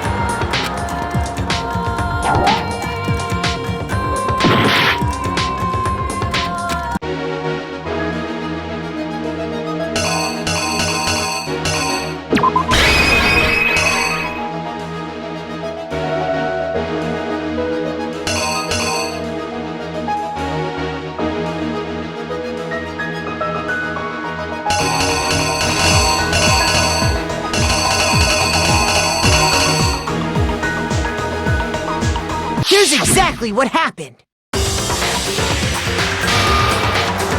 That could have been the end of things, but no. Byakuya discovered the body and decided to intervene in the situation, making things even more complicated.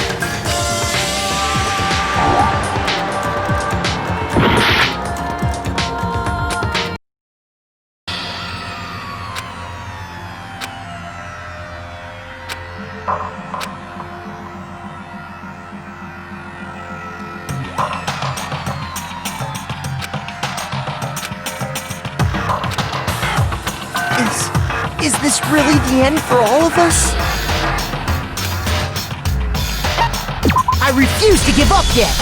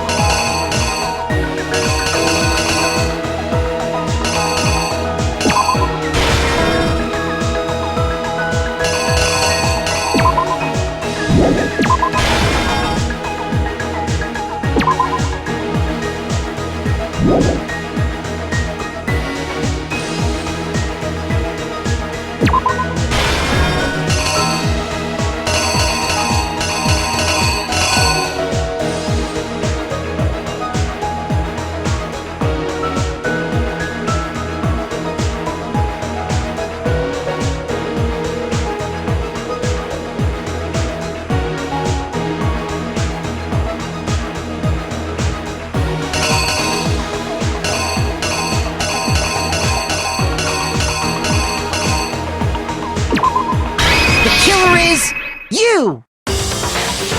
First, let's take a look back to before the incident.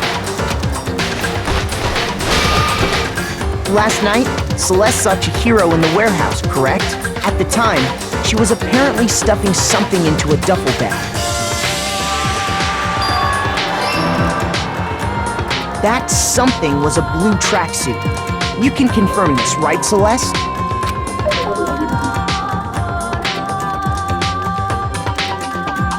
With bag in hand, Chihiro headed out, even though it was officially nighttime. She made her way to the locker room, specifically the boys' locker room.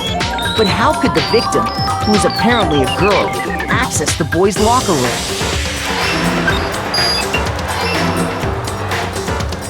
Simple, because she was really a he, which is why he was able to use his own e-handbook to gain entrance to the boys' locker room. Once inside, he met with someone there, and the person he met was the one who killed him.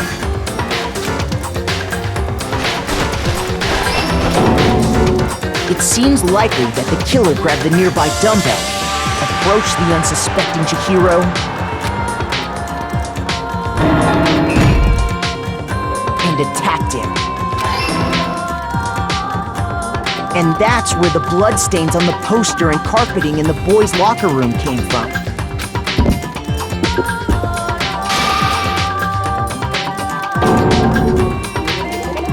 It was likely in the heat of the moment. The body was arranged, but the murder itself felt unplanned. Which is why the killer hurried to try and hide the act. First, pulling up the bloodstained carpet, then removing the bloody poster, and finally carrying the corpse into the girls' locker room. A girl's handbook was necessary to get into the locker room, of course, but this alone doesn't prove that the killer was necessarily a girl. After all, Sayaka and Junko's handbooks had been placed in the main hall. Using one of those, a boy could get into the girls' locker room without much problem. And that's exactly how the killer did it. With the carpet and the poster they brought with them, they got to work. They changed the layout of the boys' and girls' locker room in what you might call a crime scene switch. That could have been the end of things, but no. Byakuya discovered the body and decided to intervene in the situation, making things even more complicated.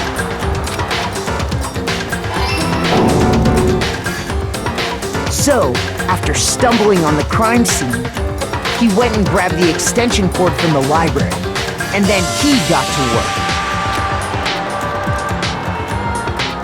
He used the cord to string up Chihiro's lifeless body.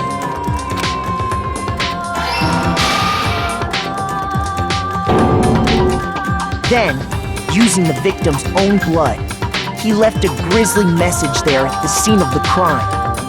He wanted to create the illusion that Genocide Jack was responsible for the slaughter.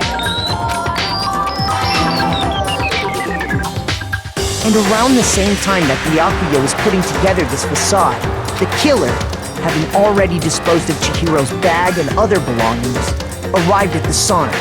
There, they planned to destroy the last piece of evidence, Chihiro's handbook.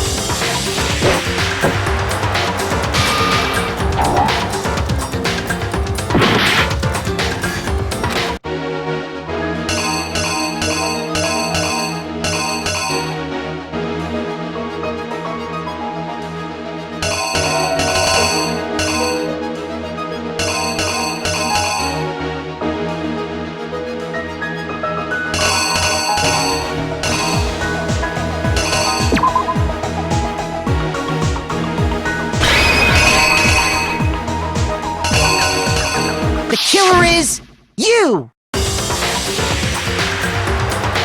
And around the same time that Byakuya was putting together this facade, the killer, having already disposed of Chihiro's bag and other belongings, there, they planned to destroy the last piece of evidence, Chihiro's handbook.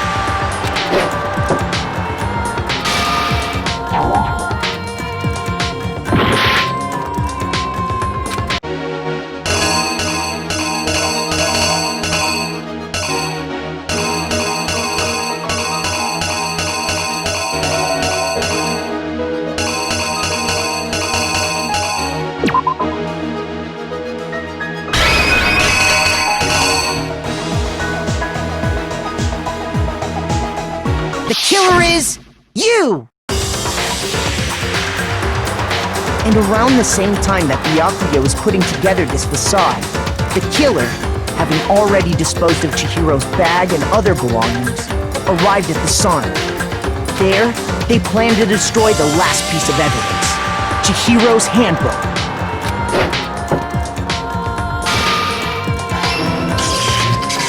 And just as the killer expected, the steamy sauna was enough to ruin the electronic gadget. Somehow, the killer knew that the handbook couldn't stand up to the heat of the sauna. And the reason they knew that is because the sauna had already wrecked their own handbook. And that's how it all played out.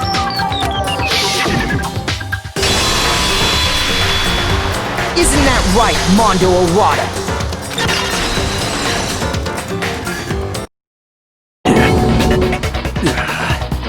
Wait! No! This can't be right! Where's your evidence? Yeah! Where's your evidence? You need evidence! You need proof! Without any proof, you can't pin any of this on him!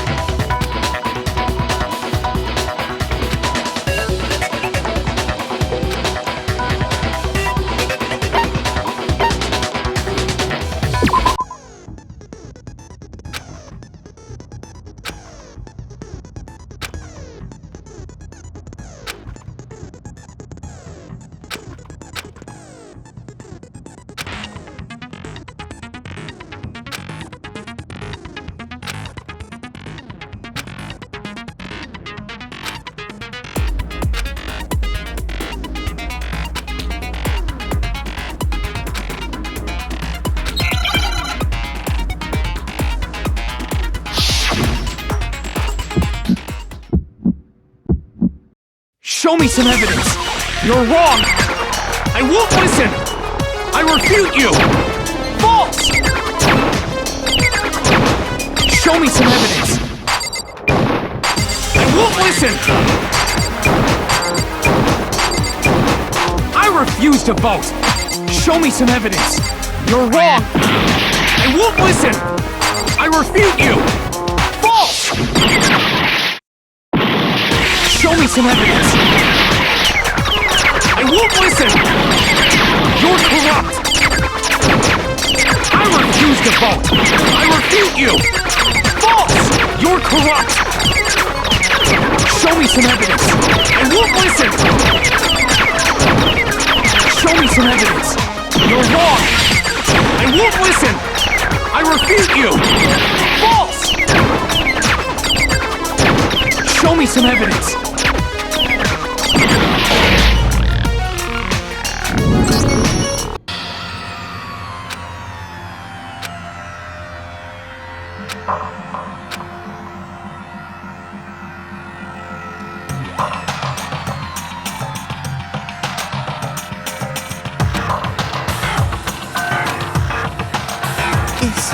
Is this really the end for all of us?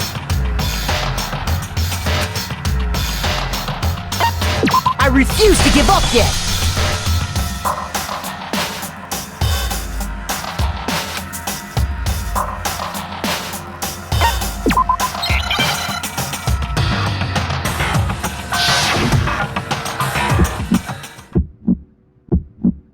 Show me some evidence! You're wrong! I won't listen! I refute you! False! Show me some evidence! I won't listen! I refuse to vote! Show me some evidence! You're wrong! I won't listen! I refute you! False! Show me some evidence! I won't listen! You're corrupt! I refuse to vote! I refute you! False! You're corrupt! Show me some evidence! I won't listen!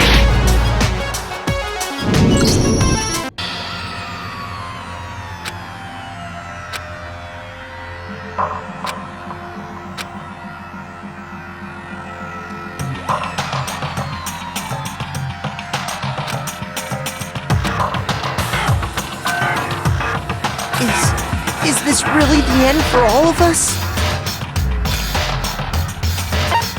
I refuse to give up yet!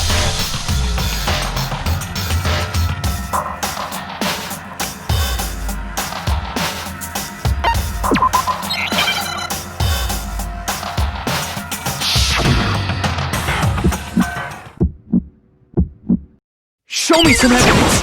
You're wrong! I won't listen! I refute you! False! Show me some evidence! I won't listen! I refuse to vote! Show me some evidence! You're wrong! I won't listen! I refute you! False! Show me some evidence! I won't listen! You're corrupt! I refuse to vote! I refute you! False! You're corrupt! Show me some evidence! I won't listen! Show me some evidence! You're wrong! I won't listen! I refute you! False! Show me some evidence! This should prove it!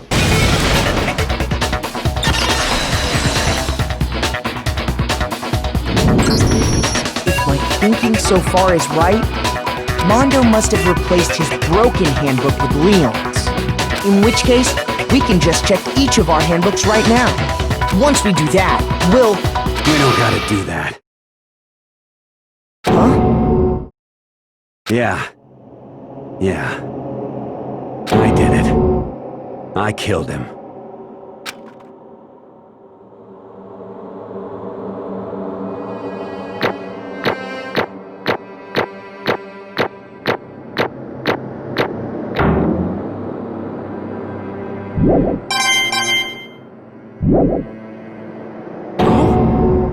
Bro, what are you saying? I got no choice, man. After hearing all that, I gotta just give up. Go ahead, Monokuma. Get it over with. Ask for the goddamn verdict. Roger that! Wait! Hold on! No waiting! No holding on! Time for the moment we've all been waiting for! Grab your lever and give it a yank! Who will you elect as the Blackened this time around? Will you make the right choice or the dreadfully wrong one? What's it gonna be? What's it gonna be?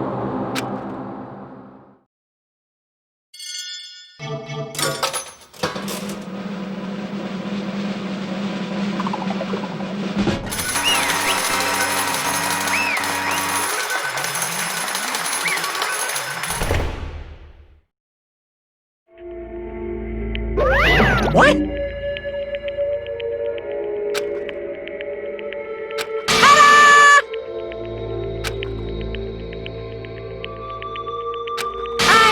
Unbelievable.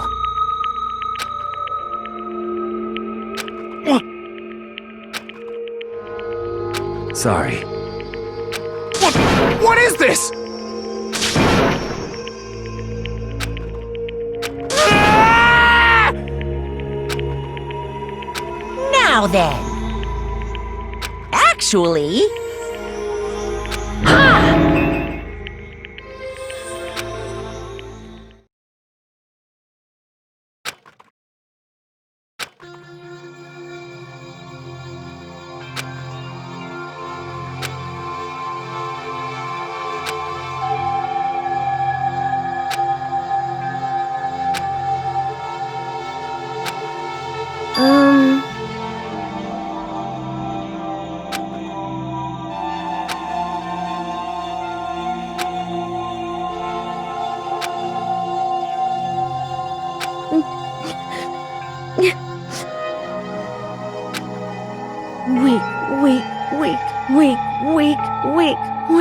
Weak.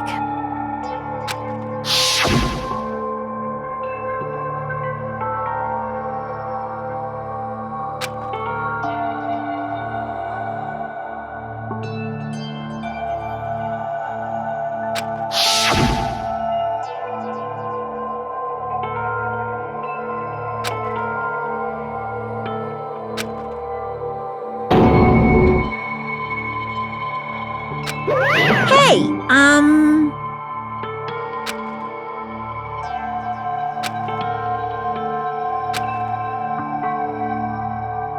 What? I'm sorry. But...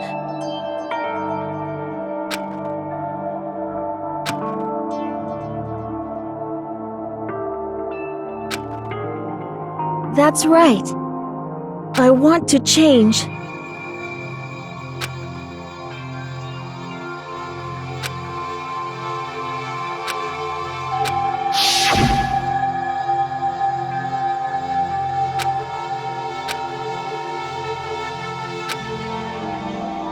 Hey,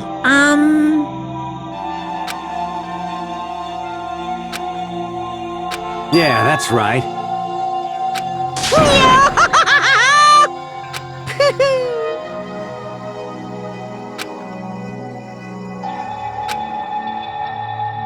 Uh-huh.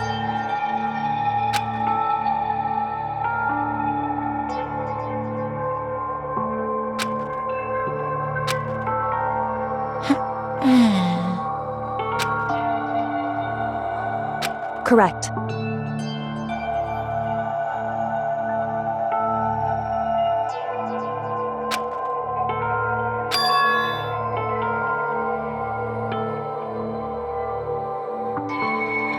Indeed.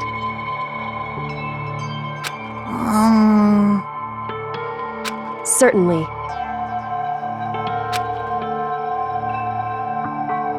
But... Because...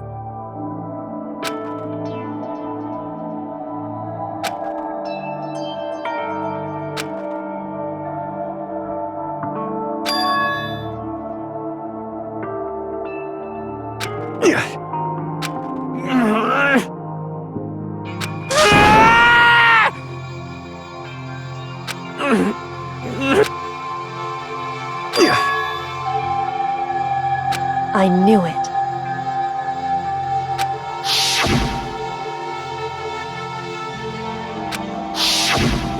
What is this?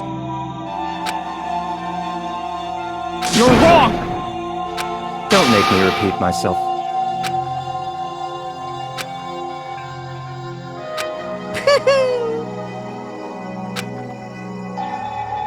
Hey,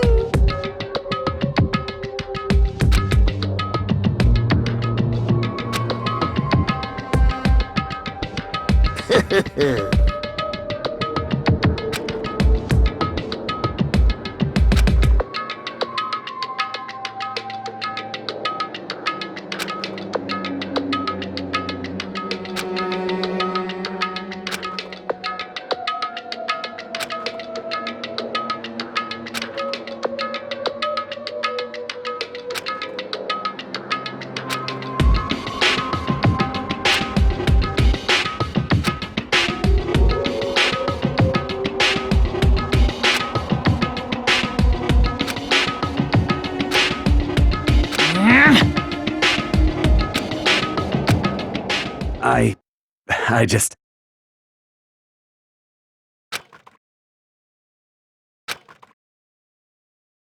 Don't fuck with me!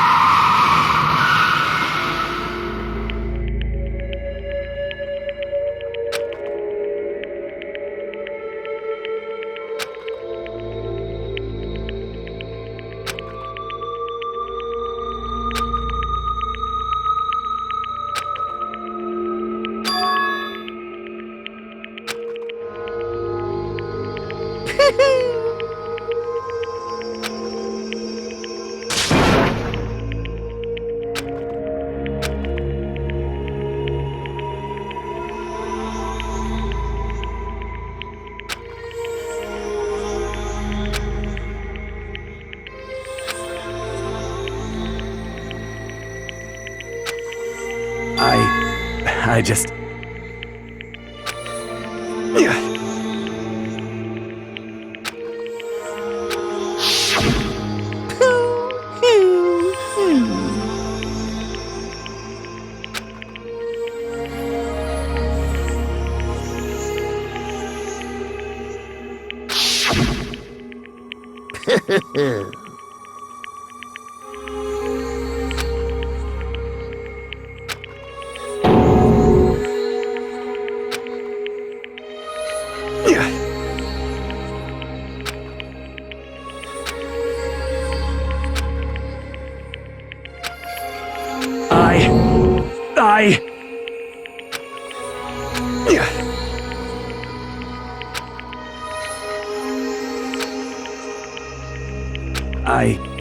I just...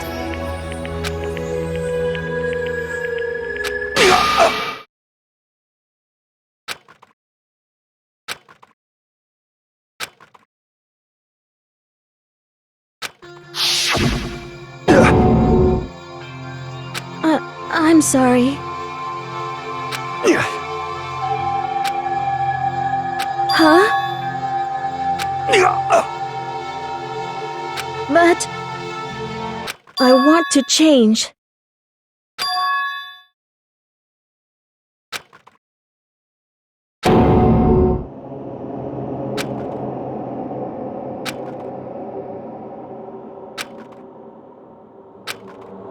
You piece of... What? What? Huh?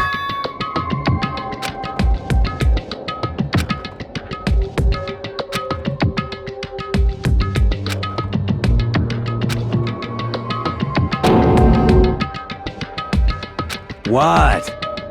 What? No!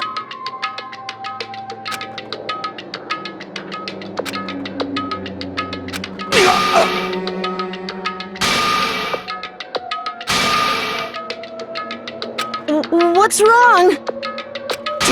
Damn you! I just wanted to... Yeah, that's right.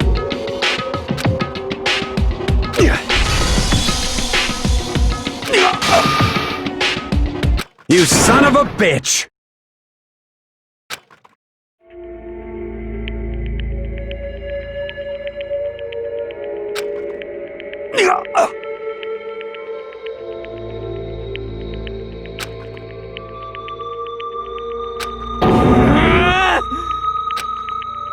I killed him. I killed Chihiro. Even after all this time, I'm still just as weak as I've always been. And thanks to that, I did something I can never take back.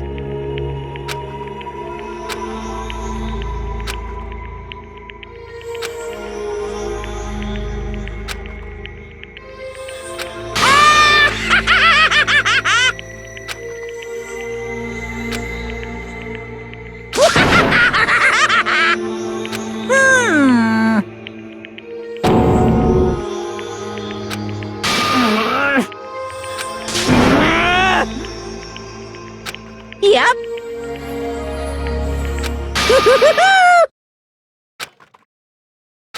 It can't be. Well now, well now, well now, well now. Ridiculous! Now then, I prepared a very special punishment. Let's give it everything we've got. It's punishment time!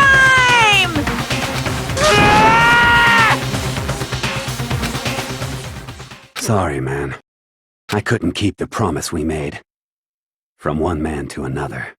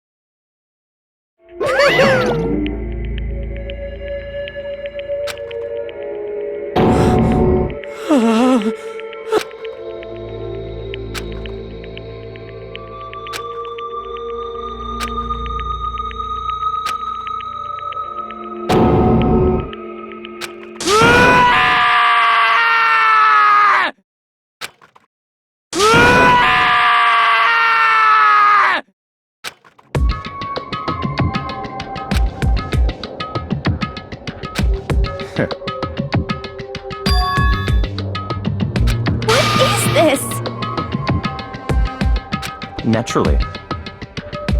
Hey. However,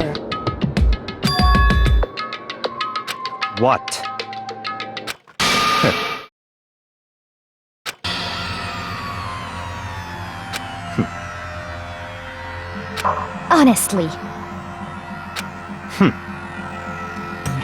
There is nothing to be done.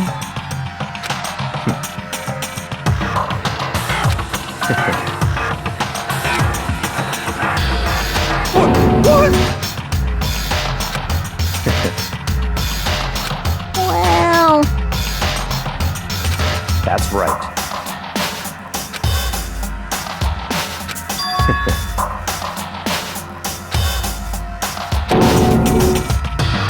I see. But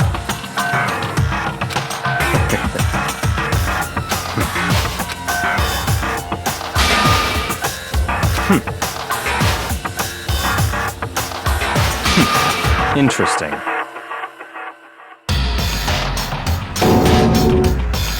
Correct. Indeed. Hey, What's this? you.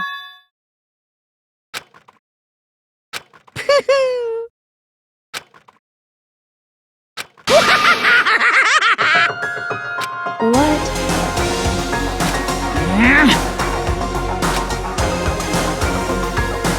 Damn.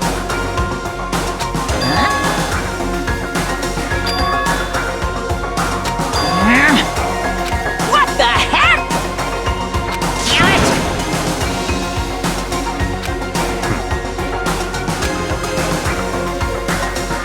Ooh, how exciting! That's enough.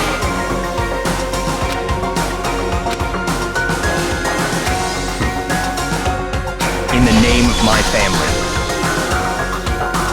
You're getting all riled up.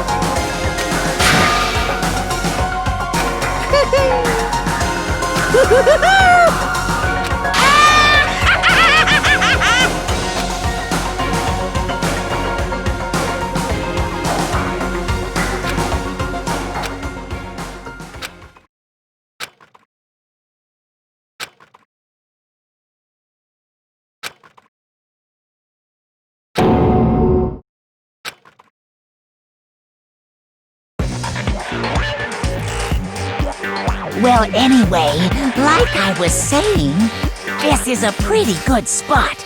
Yeah, a really good spot. Anyway, isn't it amazing how that girl went and killed someone before things even had a chance to get boring? Once things really get moving, it'll be like a roller coaster. There won't be any stopping it. Fear and despair charge forward at a speed nothing can hope to match. But I must admit, I'm disappointed. I went to all the pain and effort of making you part of the group, and you couldn't play your part. You do remember you were supposed to make the first move, right? Well, no biggie. Nothing we can do about it now, so just do your best to make things more exciting from now on, okay? After all, that's what everyone wants to see. As long as you don't want to know my measurements, fire away! Ooh. My, you really took me by surprise there. I know I said you could ask anything, but... Super denied, ultra denied, demonic denied! Because you see, that's my ace in the hole. And nobody'd be dumb enough to reveal that, right? No matter how close they were to their friends.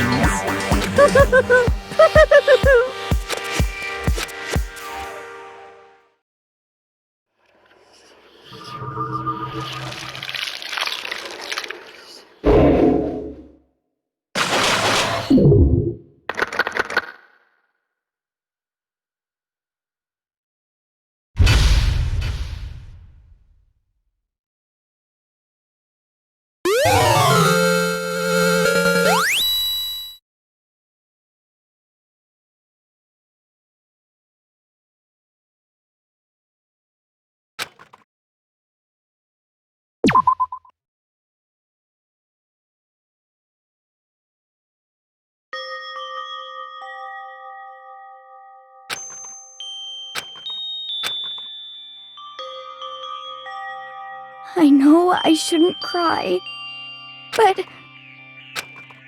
I've had enough. I can't take it anymore. Getting out of here anytime soon? It's impossible. I can't let myself think about how much I want to get out of here. If I keep thinking like that, I might decide to.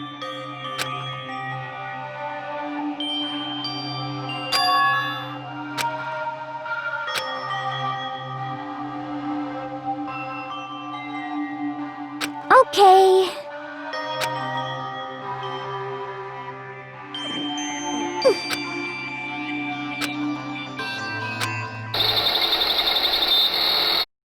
Huh? Huh?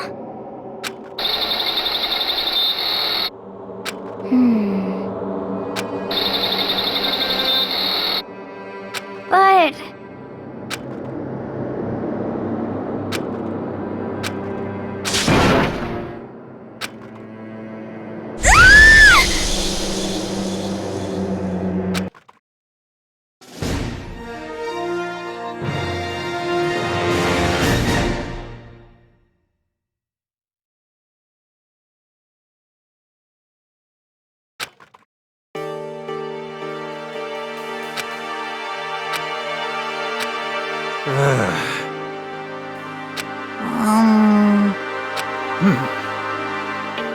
Oh.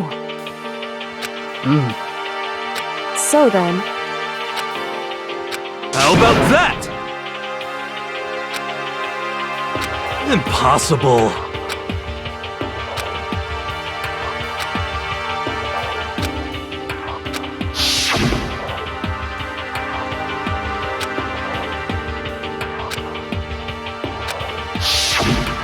Well...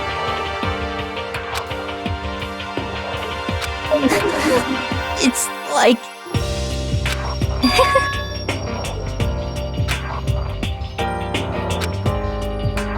Well...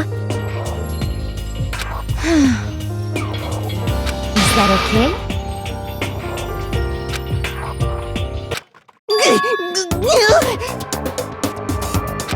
Huh? Here we go!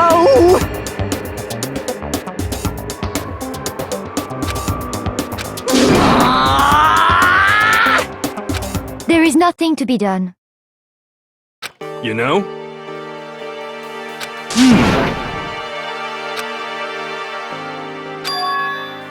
I'm right, right? Perhaps. Well then.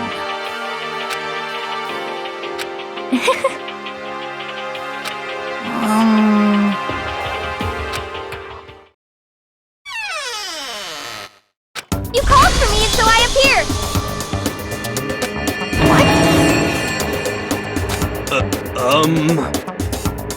Yes!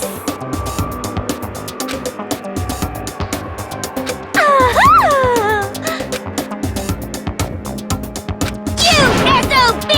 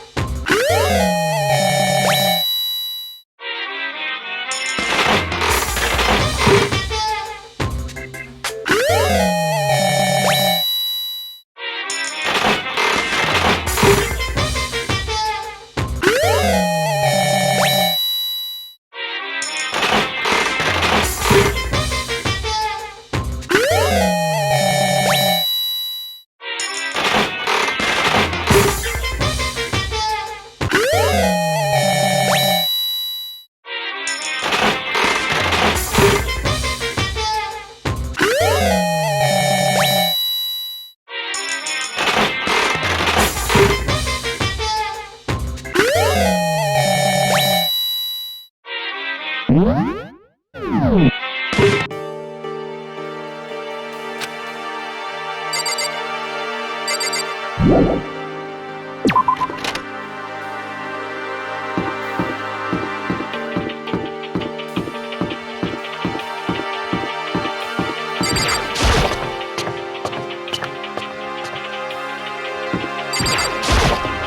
it be...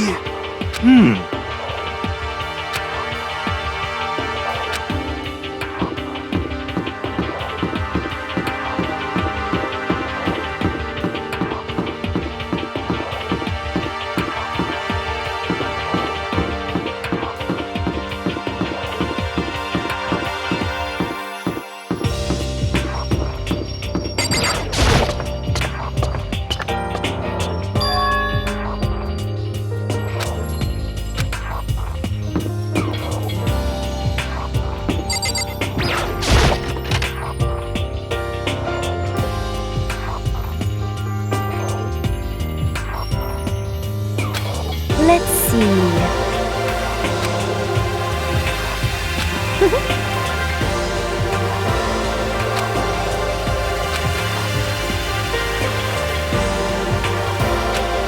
Isn't it wonderful?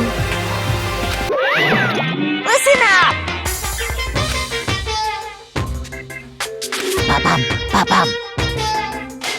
So then, Too bad! Watch out!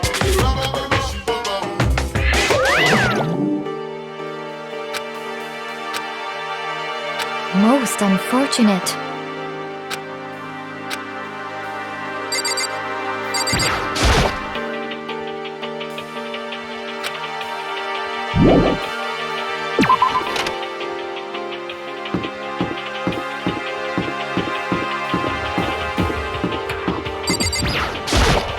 It would seem... Whew.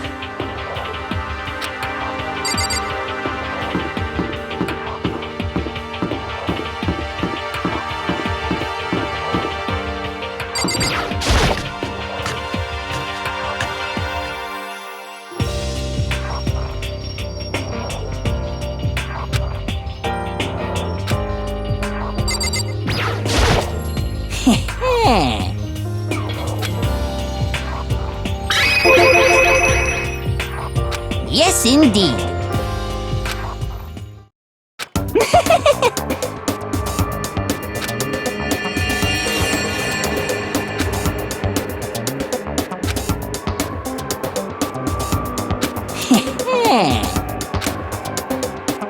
You know nothing! Yes, indeed.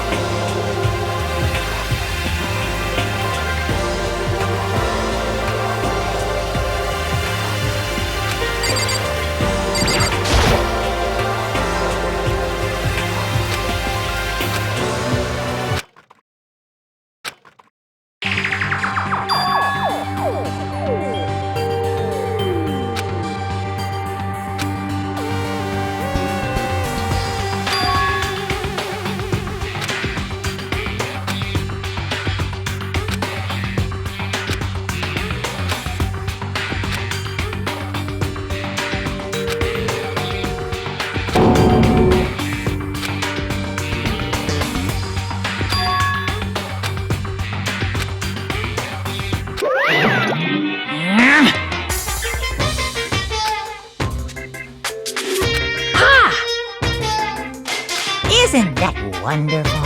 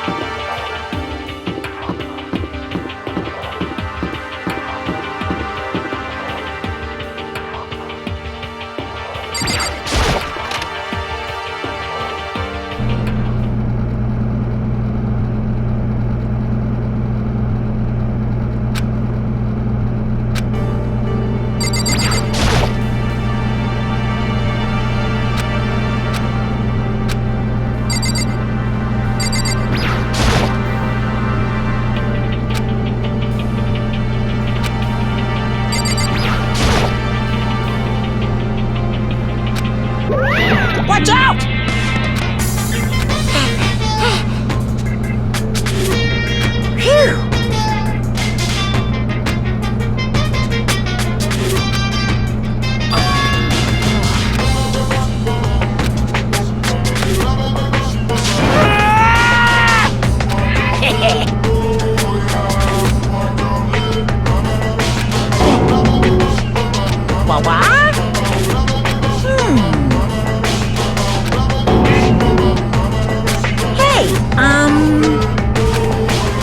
In other words, you guys?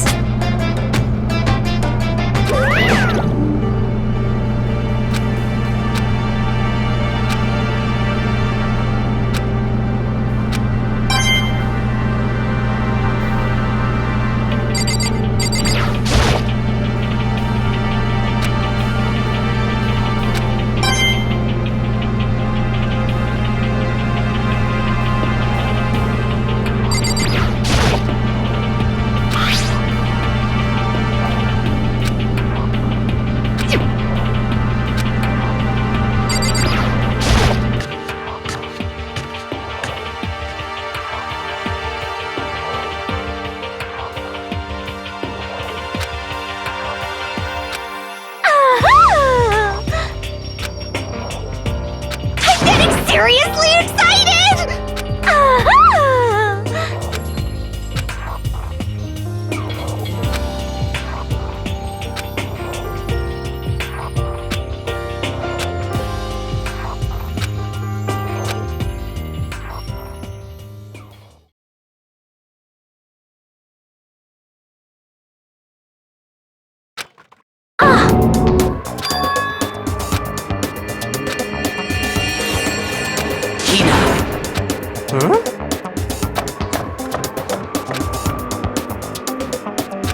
Hina.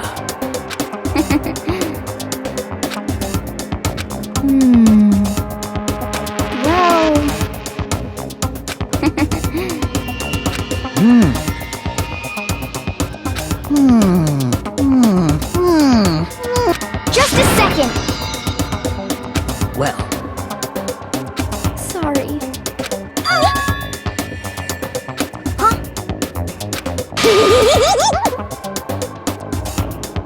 bastard!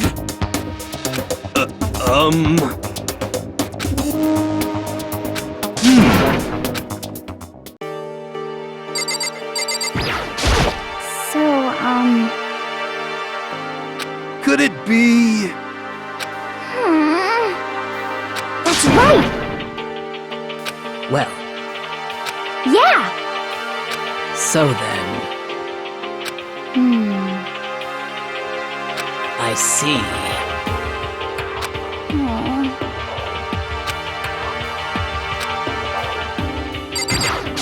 Correct.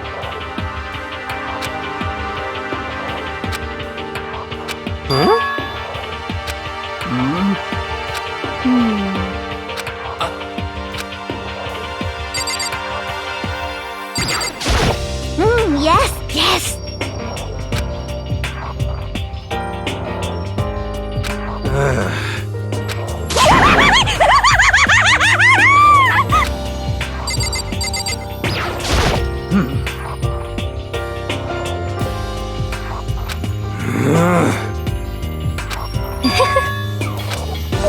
impossible. So in the end...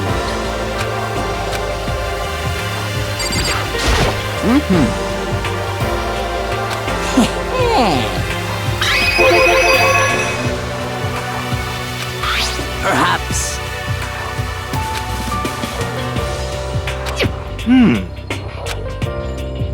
You know? What the heck? Well, You know nothing!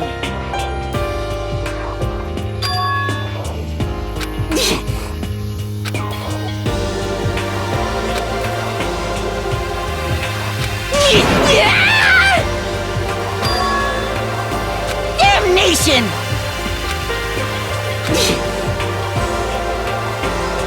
let's see. However... What?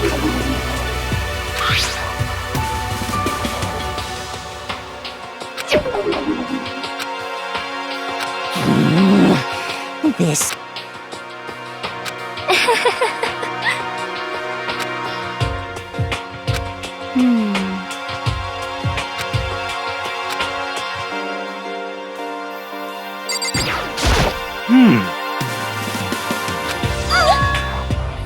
You SOB! What?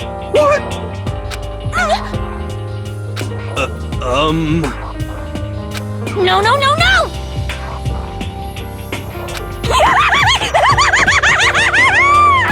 Huh?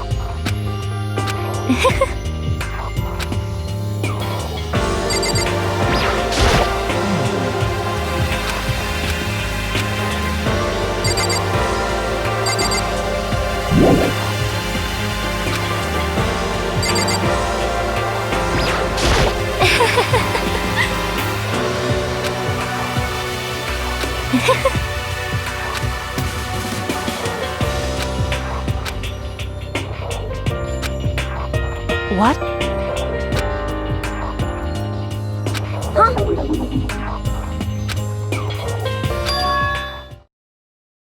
Why? Oh,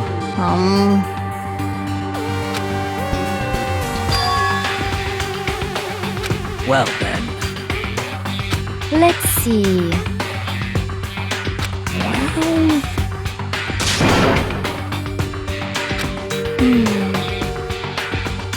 How about that? Is that right?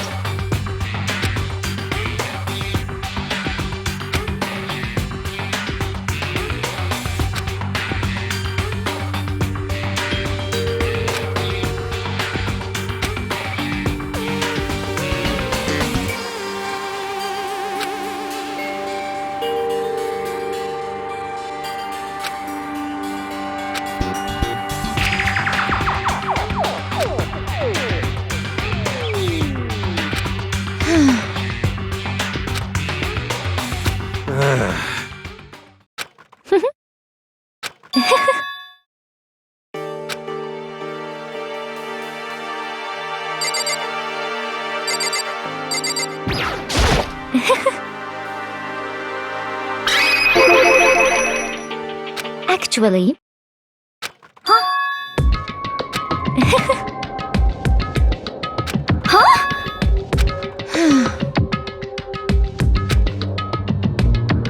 is that okay?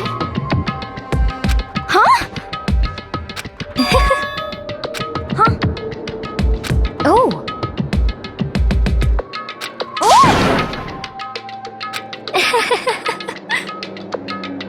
Hina.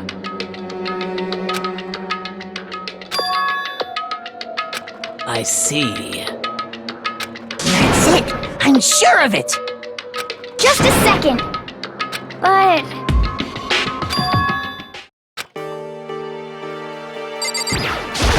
Sorry.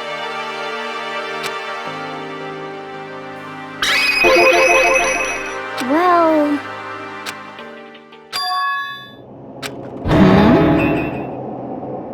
Hey, What the heck? Hina.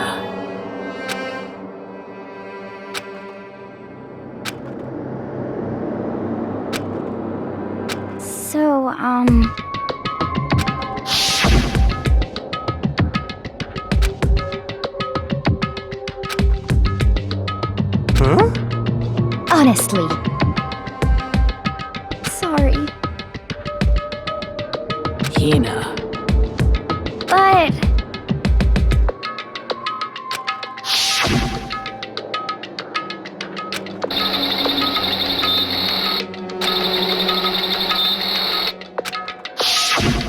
Well...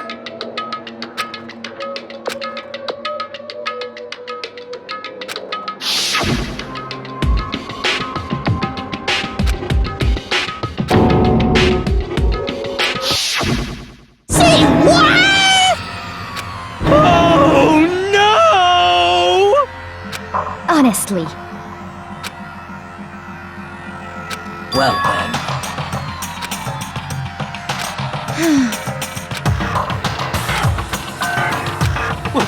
What?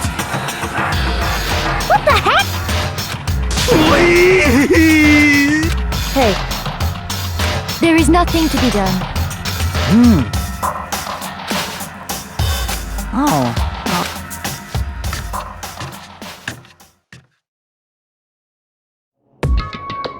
So, Come on, come on. Please! Hina. well...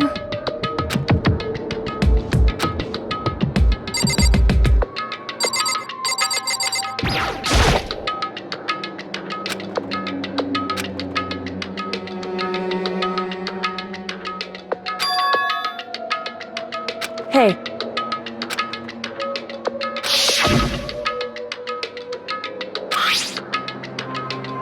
So...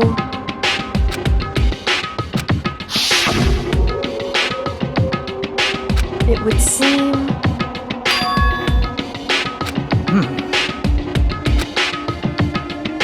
Then perhaps...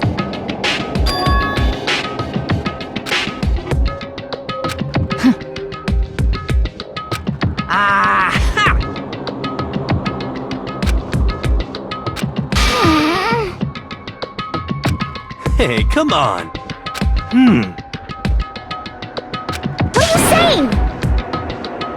Don't be mean! In other words, But wrong. Hey.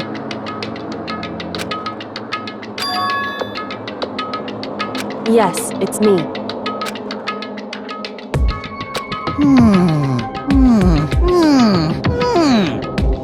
It's true.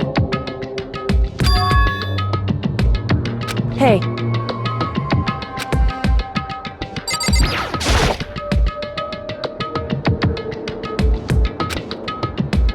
So then...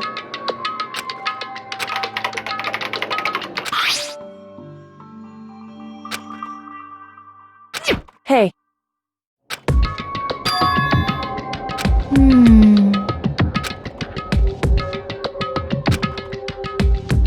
Makoto.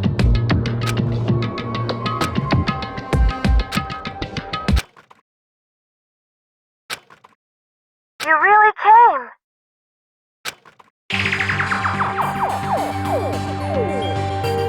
Oh no! Calm down. What? Anyway...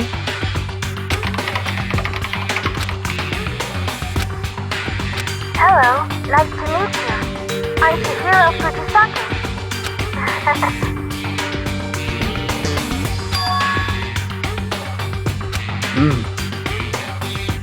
I knew it.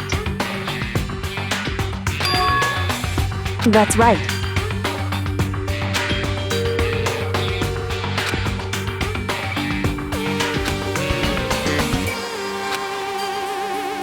It's true. That's it. I'm sure of it. In other words...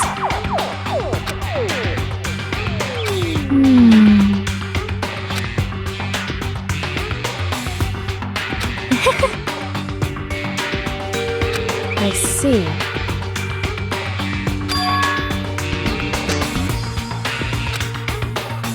Are you okay with this?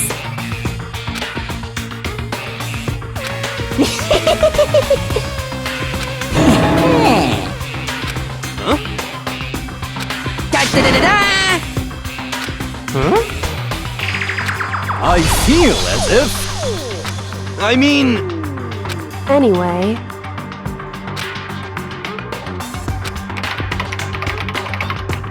Master. Well...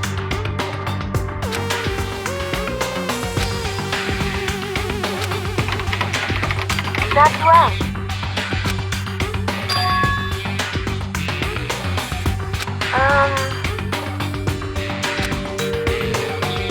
Master.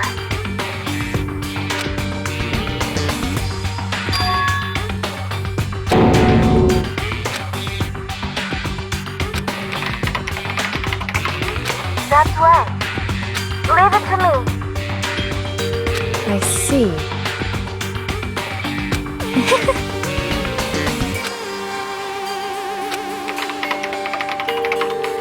That's right.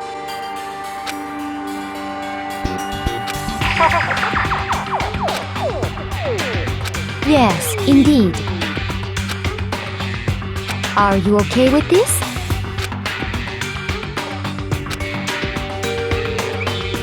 However, so then, But... it's true. However,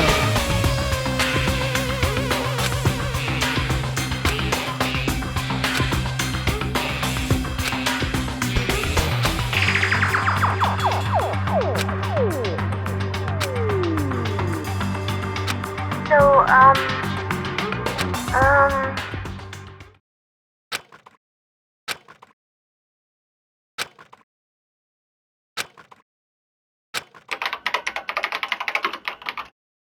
okay then.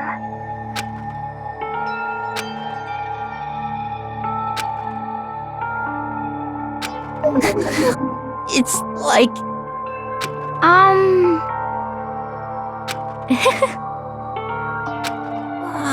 What? shall we go?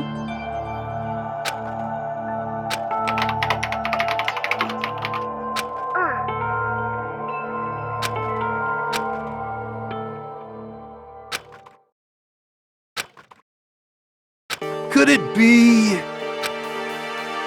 You know?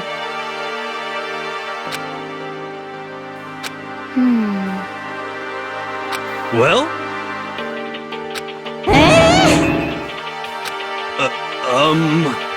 Indeed.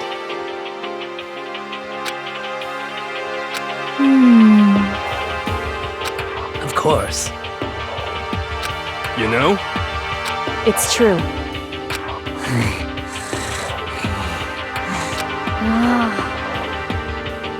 I suppose.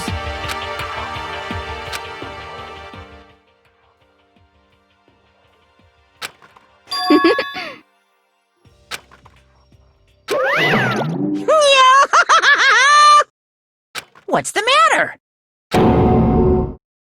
What the heck?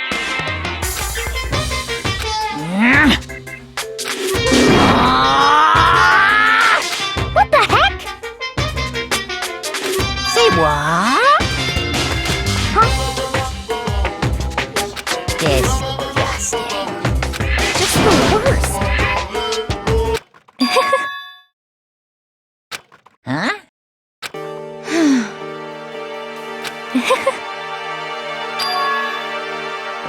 Huh?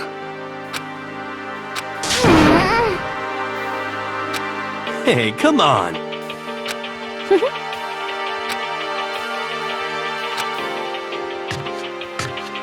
Oh, Damnation!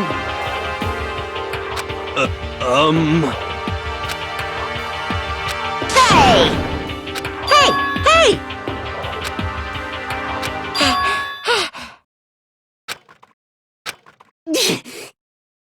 Without a doubt.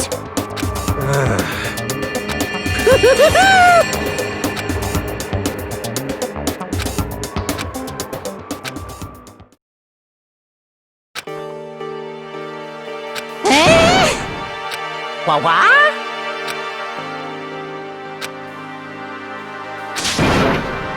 This is kind of depressing.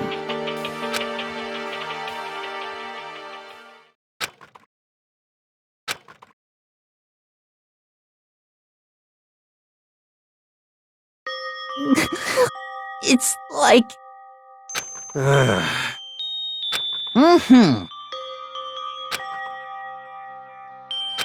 No way!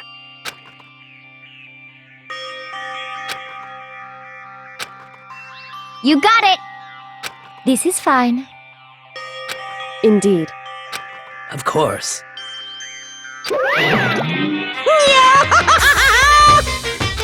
So in the end... Actually, Because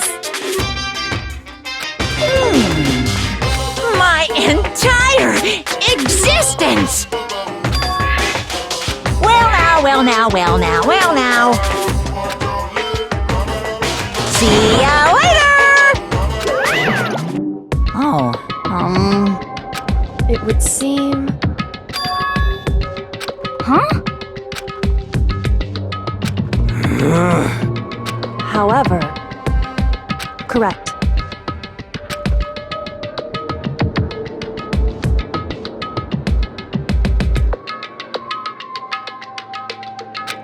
What?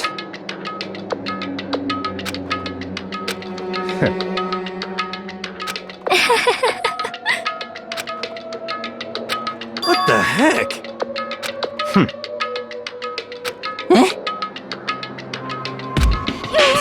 What the heck?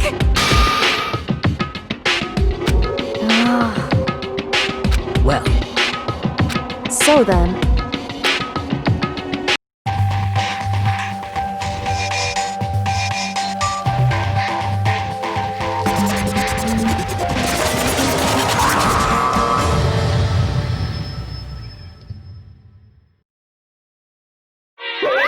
You guys? What? however... Okay. Come on!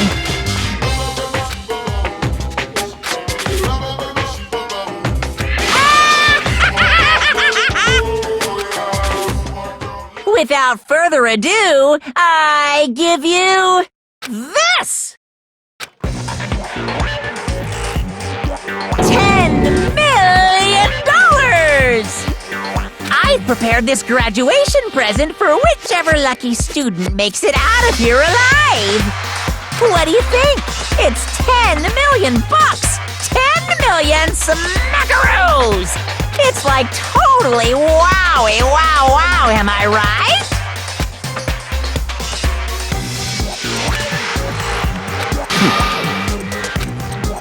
it's true. What are you saying? Of course.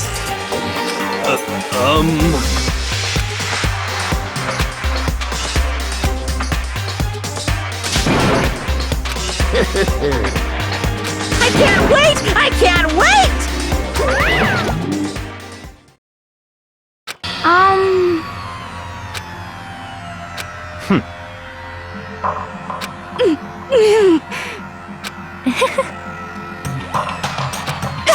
I'm telling you!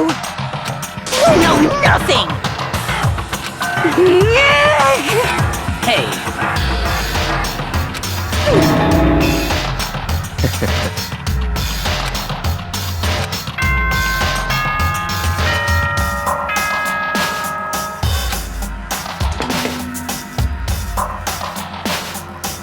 This is a school announcement. It is now 10 p.m. As such, it is officially nighttime. Soon the doors to the dining hall will be locked, and entry at that point is strictly prohibited. Okay then. Sweet dreams, everyone. Good night. Sleep tight. Don't let the bed bugs bite.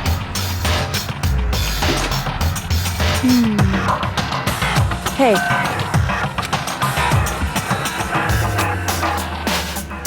Because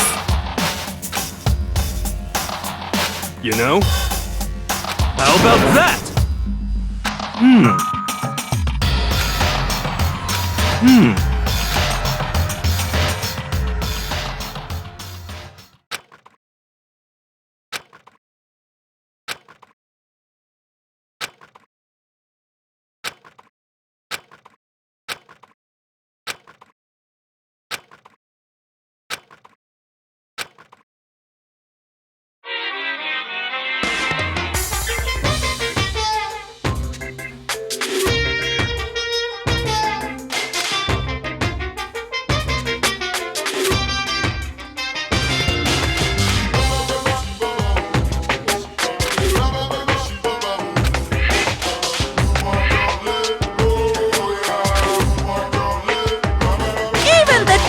Subject can suddenly become brighter! Our dreams are expanding! Ding ding!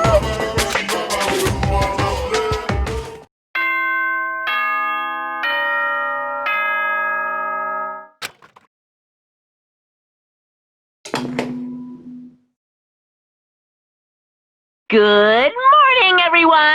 It is now 7 a.m. and nighttime is officially over. Time to rise and shine! Get ready to greet another beautiful day!